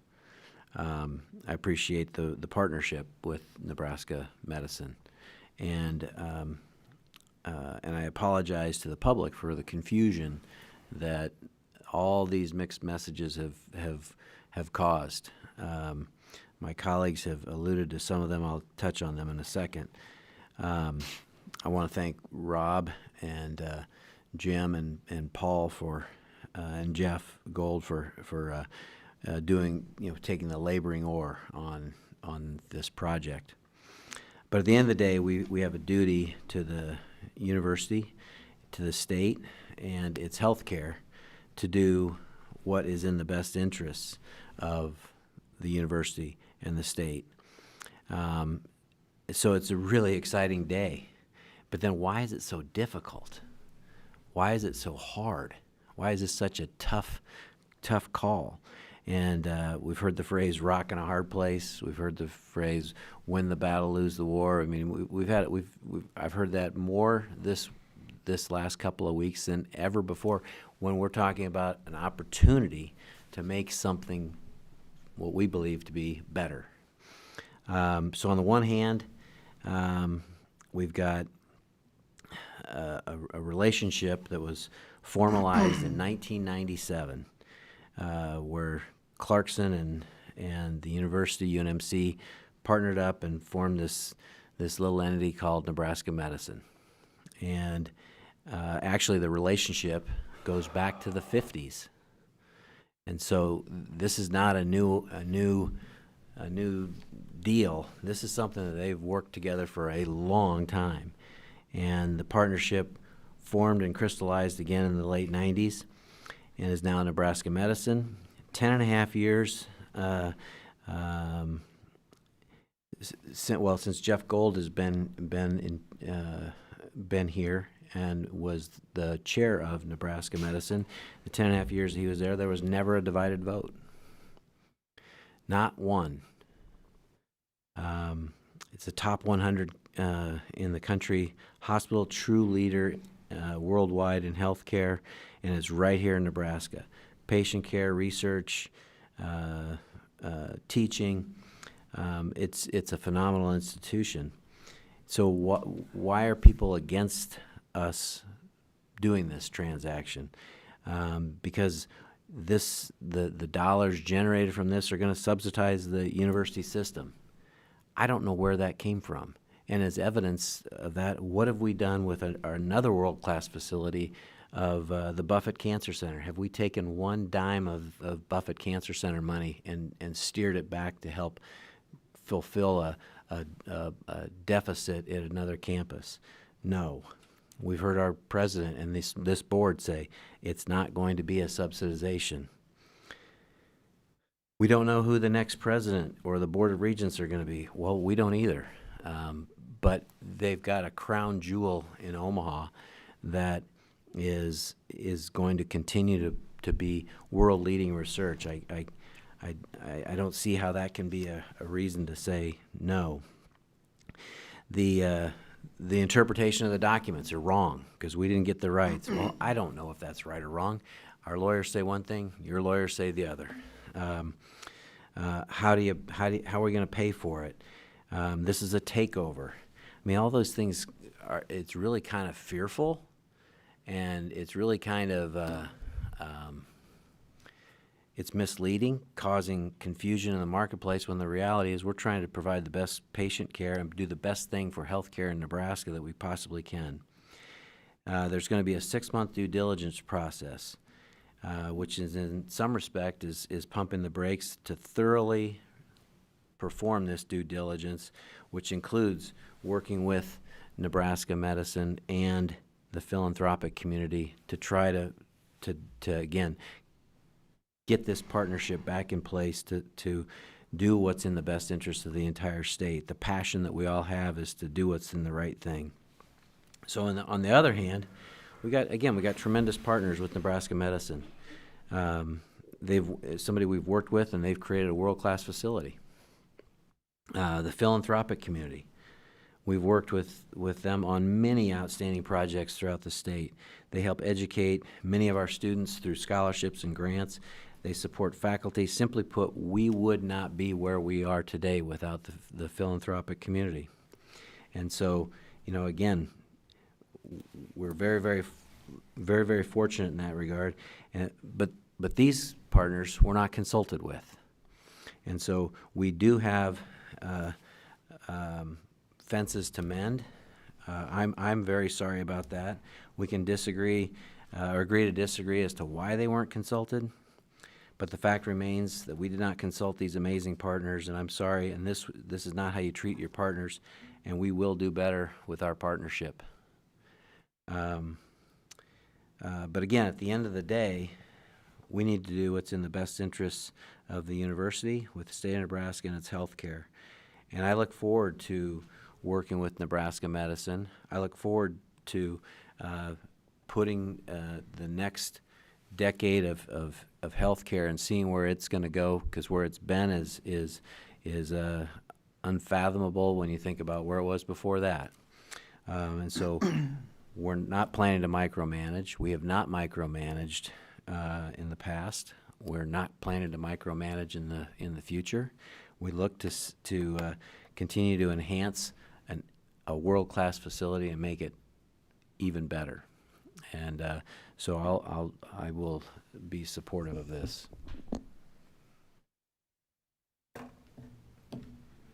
Well, thank you for this. Next Tuesday will mark the culmination of 12 years since I became a Nebraskan by choice. I came here because of the partnership of our clinical enterprise, at that time known as TNMC, now known as Nebraska Medicine, the partnership with Clarkson, and of course, the partnership with the University of Nebraska. I also came here because of the partnership with the philanthropic community, the communities that we serve, those that wear the uniform of our nation and protect our freedom, and so much more. And over the first 2.5 years that I was here, and on day one, by the way, I had the privilege of becoming the chair of the board of TNMC and enjoyed that privilege until I became the 9th president of the University of Nebraska. 10.5 years.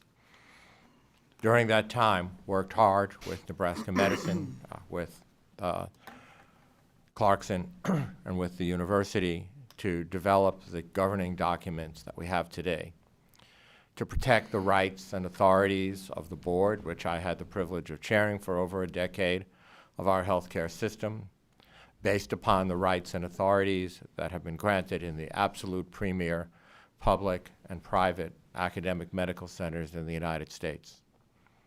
And at the same time, balancing the reserved powers, the authorities and responsibilities of the two members, the two owners of Nebraska Medicine. And as you heard, over those years, there was no reach-through. There was no attempt to remove financial resources, no attempt to influence access to, quality of, or delivery of care. Indeed, in the spring of 2014, Nebraska Medicine, Clarkson and the university leadership, UNMC leadership, got together in a strategic planning process. And as a result of that, we wrote a mission statement together. Starts off with the words, "We lead the world in transforming lives and communities to a healthier future." And over my time as your chancellor, and as the chair of the board, and now as your president, we have lived that mission in every possible way, in an inseparable status where it is impossible to know in what building you're standing, who owns the dirt, who owns the building, who pays for the Wi-Fi, who shovels the snow, who handles the public safety, and on and on and on, as you have already heard. We were presented an opportunity, and I believe it was a unique opportunity, totally unbeknownst to us, if you heard, by Clarkson back in July of 2024. Nebraska Medicine, the Board of Regents, Clarkson, were all sitting at the table. I was there with Dr. Linder and so many others, when it was very clear that this withdrawal was going to happen, and that was initially thought it would happen in 12 months, obviously not quite, but that this was going to happen, and that there was the goal of Clarkson to make this seamless, to make it transformational if at all possible, to enhance the mission that was clearly in their vision a tight alignment between the University of Nebraska and Nebraska Medicine. What does it mean to be a world-class academic medical center? What are the core values that we share? What does that mean to the people that we serve? And I do understand that the Board of Nebraska Medicine has got fiduciary responsibilities on the corporate level.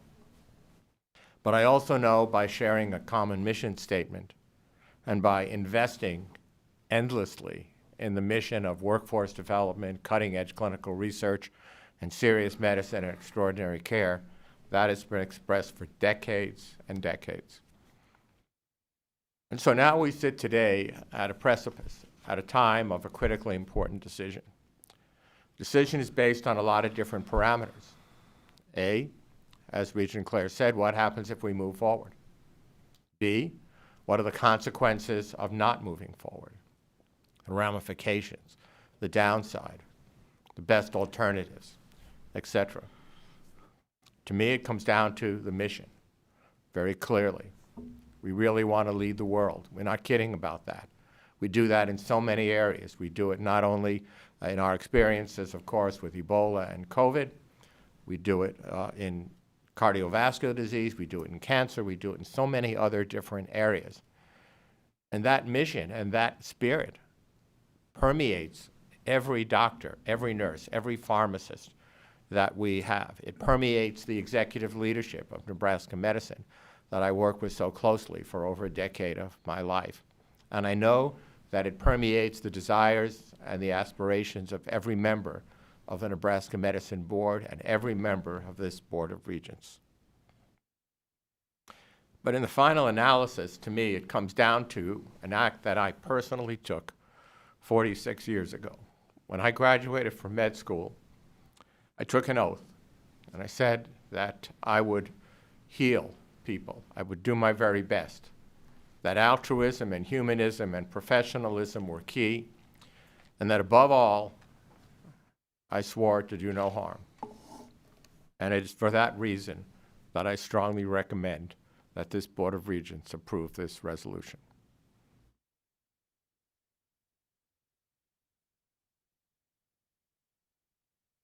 Just in closing, I thought those remarks were incredible, President Gold. Thank you for those. I think at the end of the day, this is as Regent Scheer said, a once-in-a-lifetime, or quite frankly, a once-in-a-150-year opportunity for the university to be a difference maker.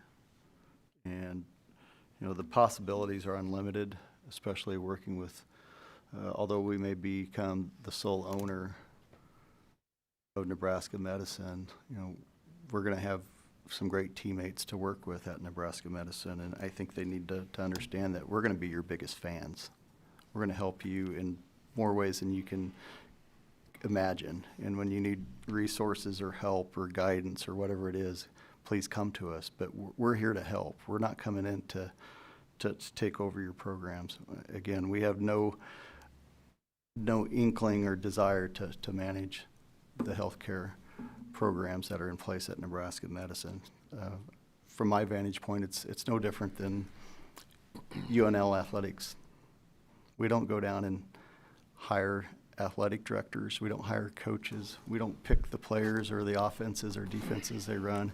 And yet we have players and coaches who make more than probably the average doctor and physician at Nebraska Medicine. And that's a high stakes game that we're playing with down there. But we believe in finding good talent, hiring them and empowering them, and let them do their job.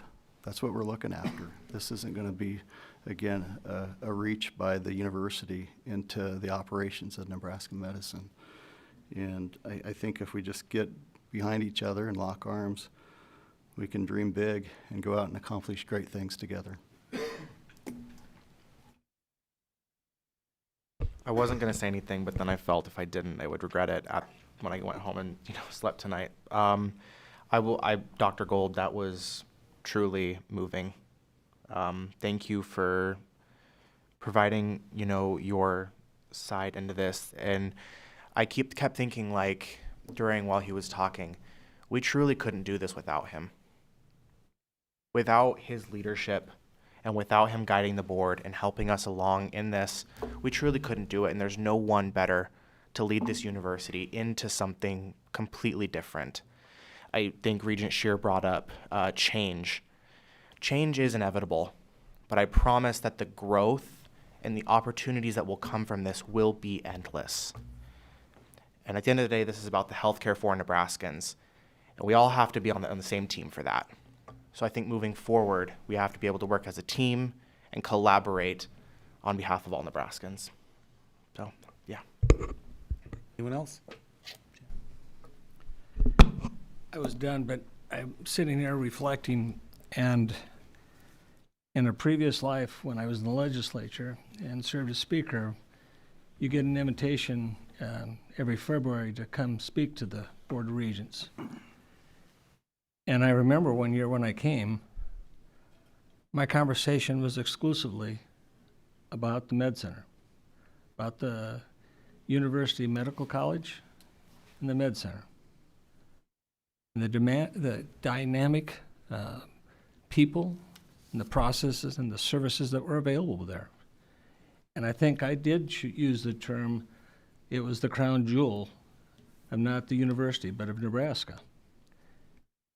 And it still is. So, I'm not the Johnny-come-lately person. I've had a sincere interest and reverence to this. And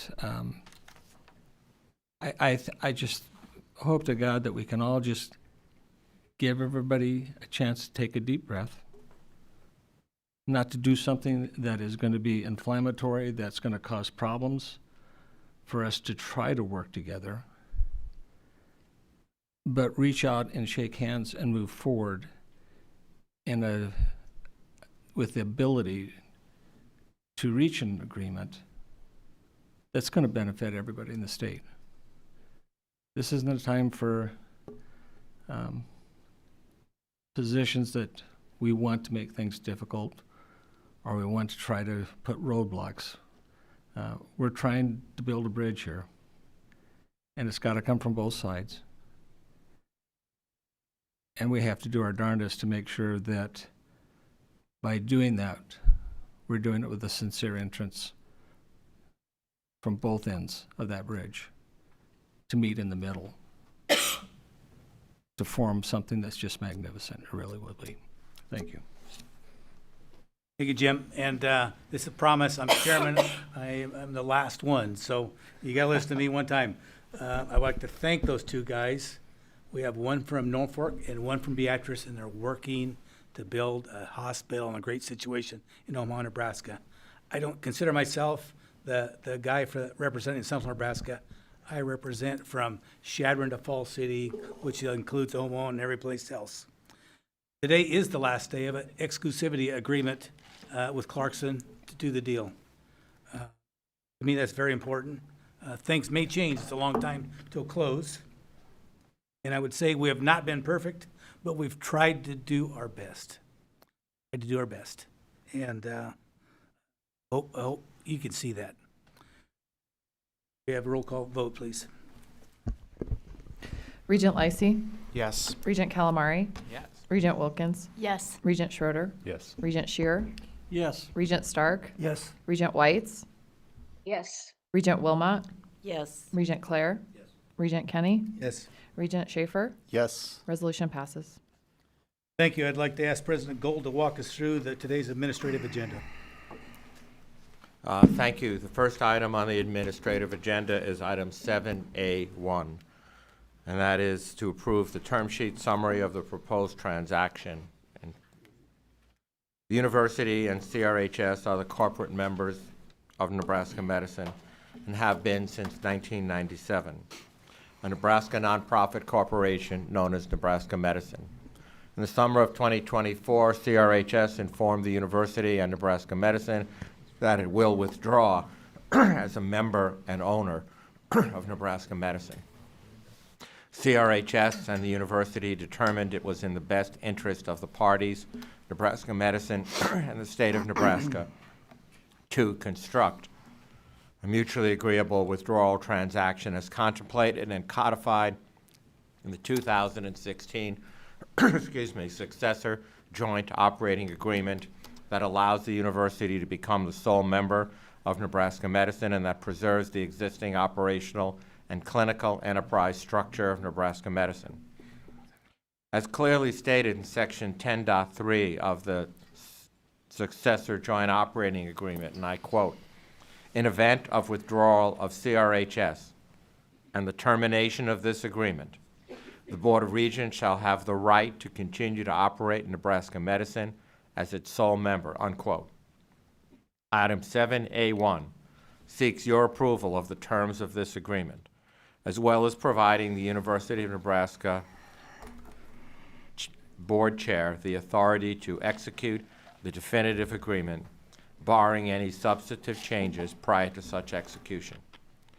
The proposed transaction will be effectuated by the parties entering into 1, a change of membership agreement, also known as a CMA, by and between the university and CRHS to effectuate the withdrawal of CRHS as a member of Nebraska Medicine.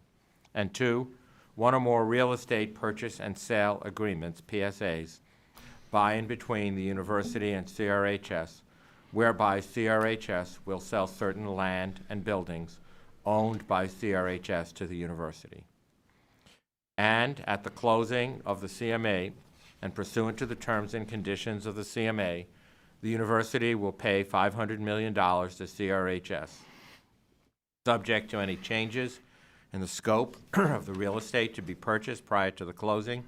The university will also purchase land and buildings owned by CRHS for its appraised market value of $300 million.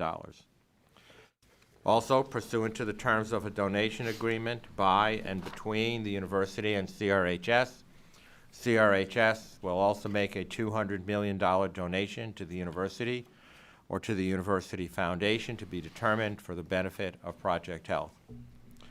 Pursuant to the terms and conditions of the CMA, CRHS will withdraw and cease to be a member of Nebraska Medicine, which will result in the university becoming the sole member of Nebraska Medicine, effective as of the closing.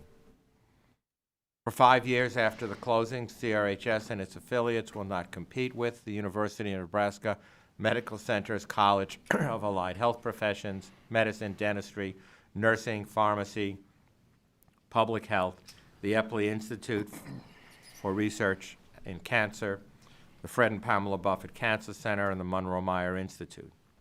Or B, the operations of Nebraska Medicine and its subsidiaries within the state of Nebraska and within a 100-mile radius of 4350 Dewey Avenue, Omaha, Nebraska. Notwithstanding the foregoing, the CMA contains several exceptions to the restrictive covenants that allow CRHS to fulfill its ongoing charitable mission. During the restricted period, CRHS will not solicit any employee, patient, supplier, or other business relationship of the university, UNMC, Nebraska Medicine, or their respective affiliates. Further, from the signing of the CMA until the closing, the parties will use all reasonable efforts, underscore all reasonable efforts, to cause the conditions specified in the CMA to be satisfied, including, without limitation, the following: amending and restating the Articles of Incorporation of Nebraska Medicine, amending and restating the bylaws of Nebraska Medicine, terminating the successor joint operating agreement, agreement by the parties on the terms and conditions of the donation agreement, obtaining financing sufficient to pay the consideration, notices and approvals the parties are required to provide or obtain from third parties, government, or regulatory bodies. CRHS shall have donated funds into an escrow account in the amount sufficient to pay for all outstanding amounts in connection with Clarkson College's outstanding revenue refunding bonds and Series 2021, quote, the Clarkson College project. And the parties shall have concurrently closed on the purchase and sale of real estate property as contemplated under the real estate PSAs. This proposal has been thoroughly negotiated and reviewed over a period of 18 months and has been carefully outlined and reviewed in detail by outside counsel, internal counsel, with all members of the board, and I now recommend it to you for your consideration. Thank you, Dr. Gold. Is there a motion to approve 7A1? So move. Motion's been made. How about a second? Second. Any discussion?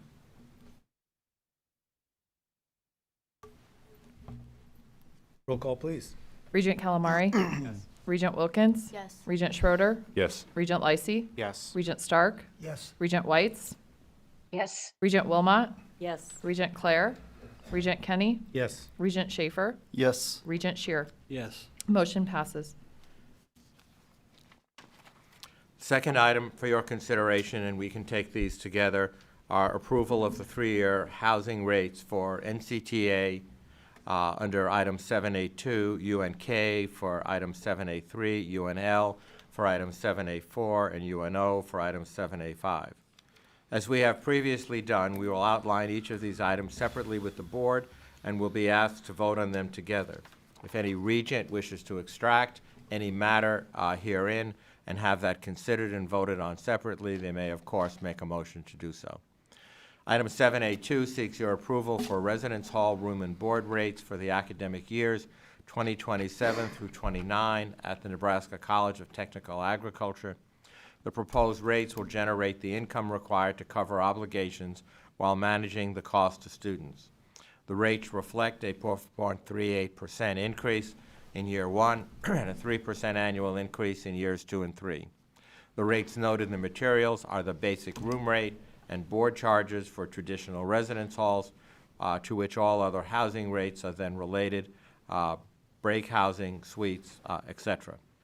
The percentage increase in rates for these and other special contracts may be higher than those stated above for the standard plan, and this depends upon the unique features that call for a special rate or a special contract.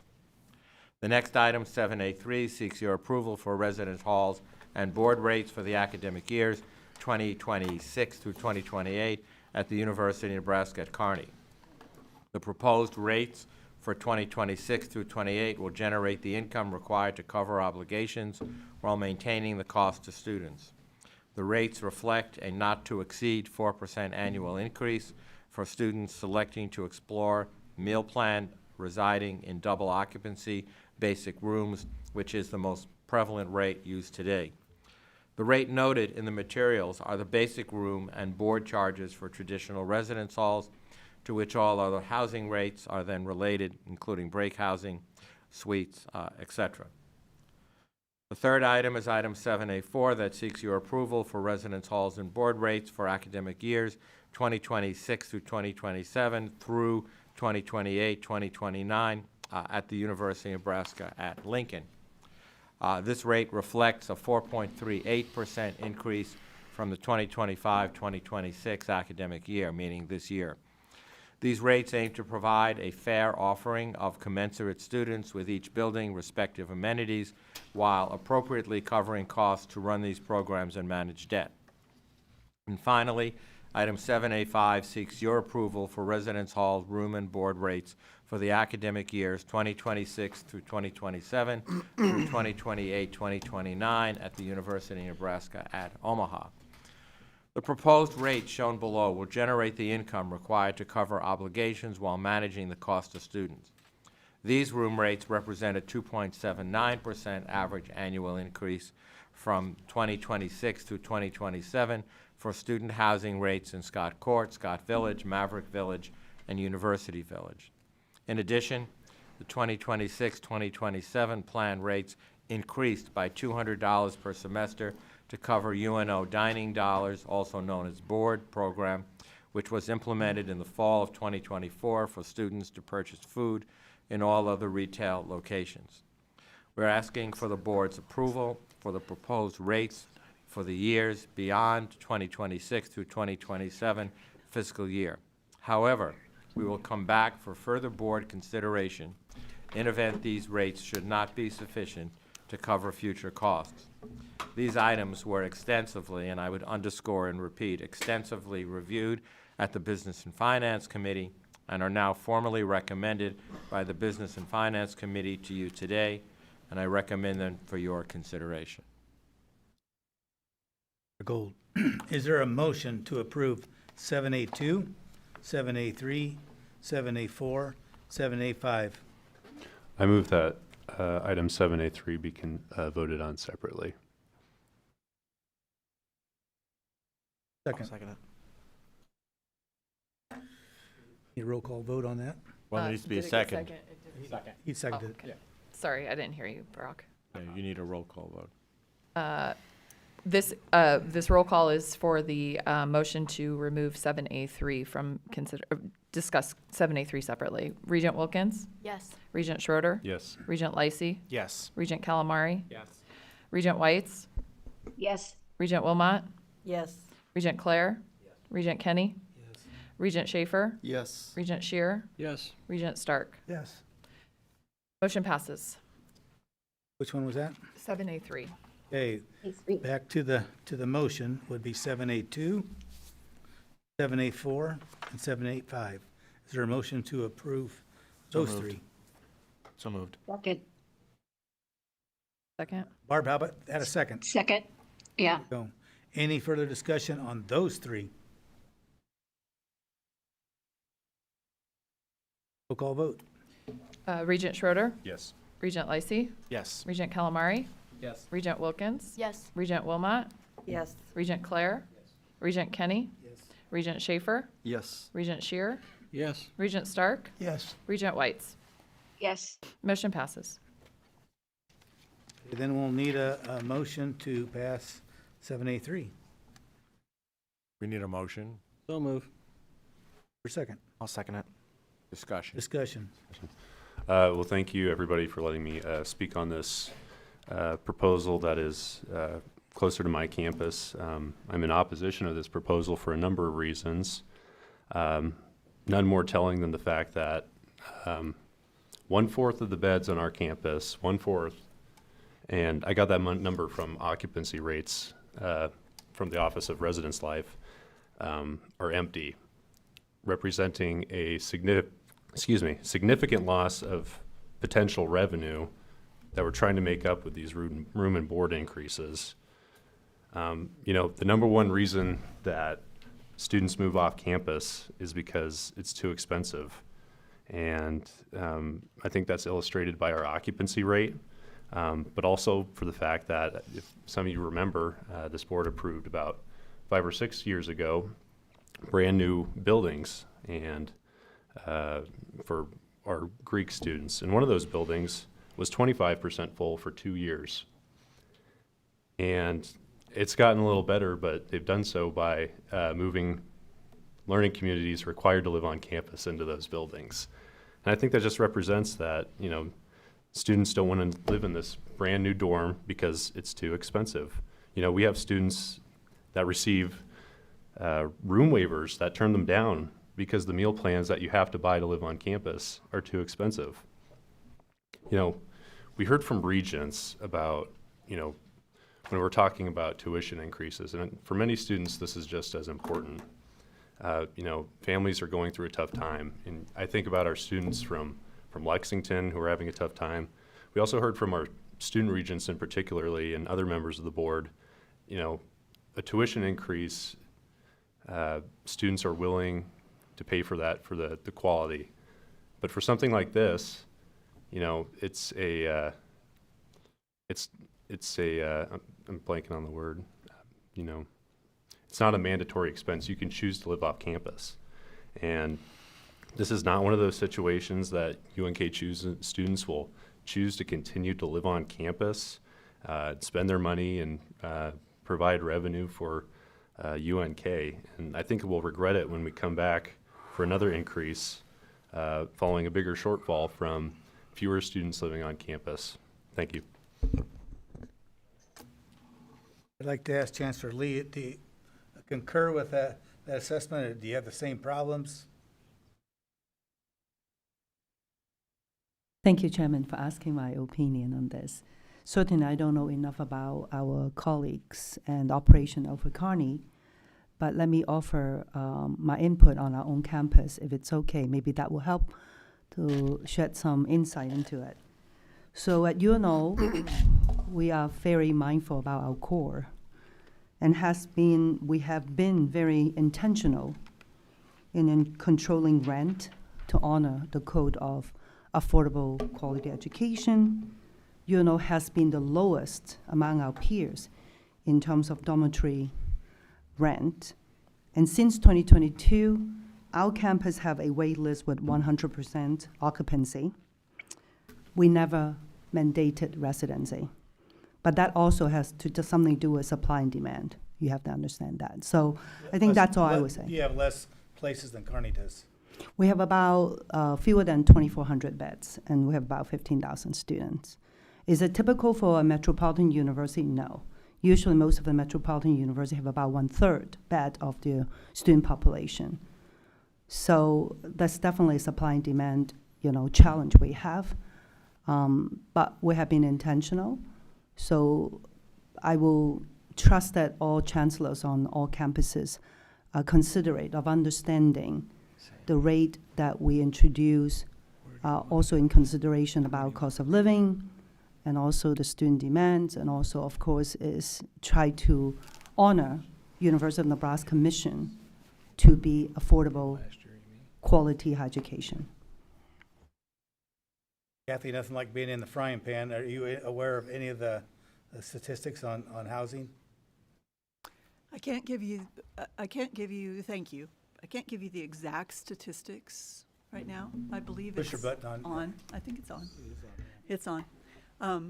I wouldn't be able to give you the exact statistics, but I will tell you that we are running at high capacity.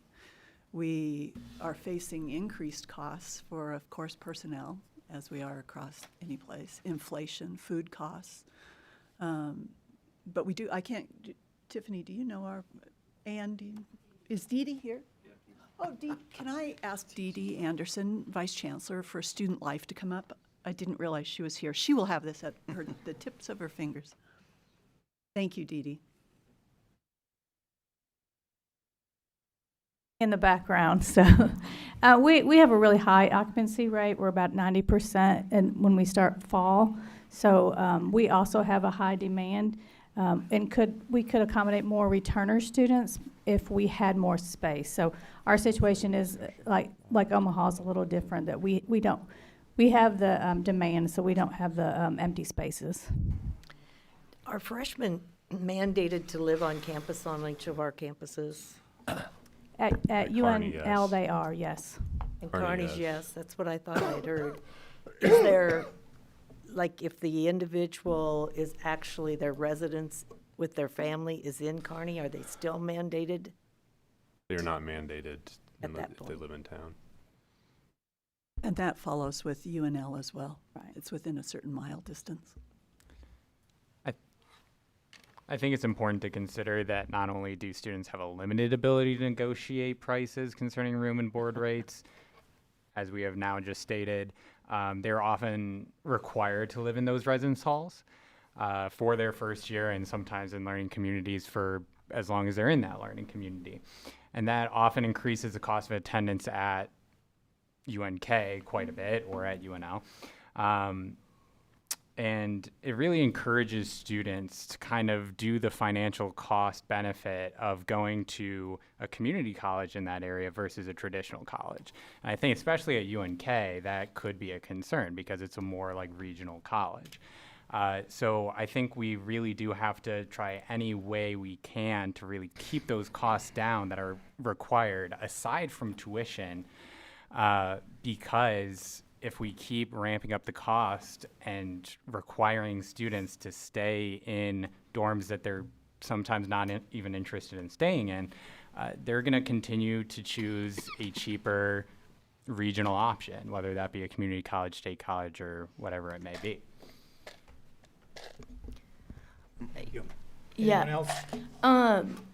I would just say that the reason that I feel so comfortable, having passed at UNL these housing rates is because there's constant demand, and our university housing and dining is consistently working to adapt and change and make dining options, housing options, the best that they can possibly be for our students. We're seeing that within the union right now. We're seeing that within residence halls and some new dining options. More students than ever are, say, even if they're living off campus, they are still buying the meal plan because it's good food and because it's easy. That seems not to be the case at UNK, and I fully trust my colleague over here who has just been having conversations about this with his constituents and administration also, and so I fully support him in this. Thank you. We have a motion on the floor in a second. Oh, no, we have a Sorry, second. Yeah. can I make one quick comment? So I guess the thing I will say is I do think the occupancy differences amongst campuses makes a big difference. The reason that these rates come before the board is not only is it the rate that the students are paying, it's the fact that we have debt service that we have to make from these, as well as the increased cost of the staffing who maintain these facilities. So part of this, I think, consideration is also the debt service coverage that we have on most of these properties at each campus. So again, if we don't have the increase, we will have to make changes in the way that we operate these. But again, I completely understand Sam's point, and affordability is a critical fact that we have to address in this. So again, this is not just a matter of this is how we run these. It is absolutely critical to maintain our debt service coverage. Barb, you have a comment? Yeah, Sam, I absolutely hear you. And I think it's a struggle for every student to try and balance how they're going to pay for this higher education. I was thinking, here's just a thought that we might encourage as we're seeking funding for scholarships through the foundation, that we might encourage them to consider building in some home and boarding and housing for students built into their scholarship. I know we do that with Pell Grants, do some of that, but for students who are just making it and maybe working 2 or 3 jobs to do that, I think it would be incredibly helpful if we had more scholarships that offered room and board, especially in areas where that would be incredibly helpful. So that's just I don't have a great idea other than that, but I actually have seen students that have dropped out for this very reason, even from my UNO experience. So I'm appreciative of your paying attention to that, and I hear all of us always sort of worrying about how expensive higher education is becoming, and we're all working towards solutions that we may not have invoked before. Thank you. I guess I have a question. If we're sitting out there with residences that are 25% filled, I think that's what I heard you say. Empty. Okay, have we thought of shuttering something and moving people over? I mean, I know that's not the best solution, but I also understand the cost to the students. I mean, I've heard some of this myself, even on meal plans, but I'll leave that one alone. But I know we're probably looking at a not very good budget this coming year, and I can almost smell tuition raises. I don't like them. So, I mean, what other alternatives can we think of on our campuses? Maybe we should table this and have somebody come up with some ideas. There's something else that could be done to come up with our residences that are full. Kelly?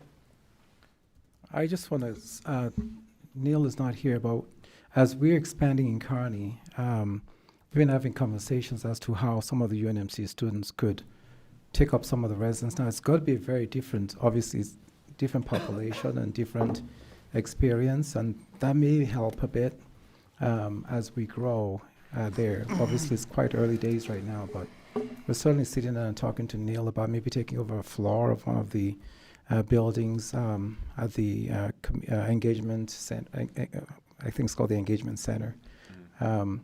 So those are still early conversations. I just wanted to throw that out there, that's something we're talking about. It has to be, because obviously undergraduate students have different needs than graduate students who are often married and, have different expectations. So just throwing that as a possibility in terms of some of the empty space. President? I just have a question, and there's probably more expertise in the room than I have. In the cost of room and board goes into total cost of attendance. And does that ultimately connect to eligibility for Title IV funding, such as Pell Grants and things of that nature? Dee, you would know the answer to that question. In other words, are these costs essentially passed through as part of the Pell eligibility? Yes, each campus sets their general rate for housing that goes into the cost of attendance, which plays into the financial aid perspective. I'm not interrupting. Wait, if you weren't done, have at her. Oh, go ahead. To me, I don't like the idea of just shuttering something, because it still costs you to shutter it, and you still have costs attributed to it. Obviously, what we have is a problem. I mean, I'm not a professor, but a lot of my professors sometimes in business college weren't necessarily active in business, and sometimes had, I thought, erroneous ideas as well. So I'm going to throw out, we've got a supply and demand problem. And when you have too much supply and not enough demand, you usually end up lowering the pricing to try to stimulate more demand.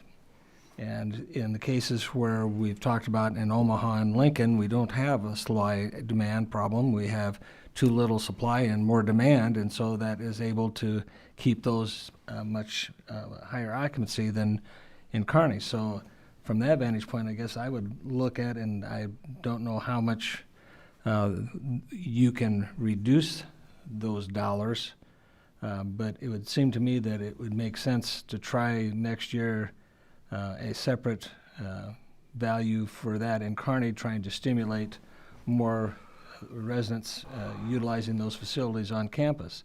Because if you do nothing, nothing's going to happen, and if it's a very minor change, chances are it's not going to stimulate much at all. You know, when they slash prices on cars, you know, they're going to do something different. Or, you know, you look at McDonald's when they take their Diet Cokes from, you know, $1.69 in the winter to 99 in the summer. You know, it's obviously to stimulate people walking in the door. So I don't know what the magic number is, but I would suggest maybe we look at an additional reduction in that cost to try to stimulate more demand. As with most things, there are so many parts of housing and dining that are interrelated to student success and academic performance. And if you are willing, Dee Dee could speak to that in terms of rates, that it makes a difference if students are on campus versus off of campus. Thank you, Kathy.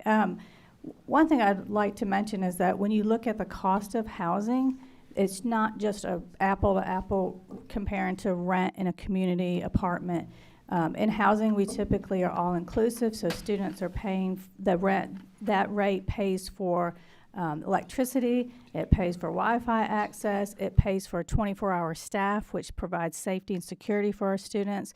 So there's a lot more that goes into it than just how much does it cost. And so all of those things, and the reason why we make it mandatory for our freshmen is because then it returns to us higher retention rates for students who live on campus, higher graduation rates for students who live on campus, and students who live on campus typically graduate sooner than students who live off campus, which then helps to make it more affordable for them because it's a shorter period of time. So I'm a strong advocate for housing and dining and living on campus, and so I would feel like my peers at UNK would feel the same thing and would be able to tell you the same thing, that those students who live on campus are more successful at that institution than those who live off campus. So I think that's very important to consider in this discussion. Thank you. To be clear, we have to have something. The motion on the floor is to pass the Kearney rate, so it'll either be voted up or down, but we do need a number. So keep that in mind. Well, I guess with that addition, would it be possible to amend that number? Sure. I mean, we got to take care of the motion on the floor first. Right. Yeah, Paul's point, and Ann can correct me if I'm saying this wrong. We have to file something for federal funding. So if this motion fails, then we need to have a new proposal for new rates that then needs to be voted on, discussed, passed. At this meeting? Yes. At this meeting or when? Or By At this meeting. We'd have to convene another meeting, a No, special meeting, if not. My understanding. Someone call the question. Well, Well, no, we please, just have to call. we're still, Oh.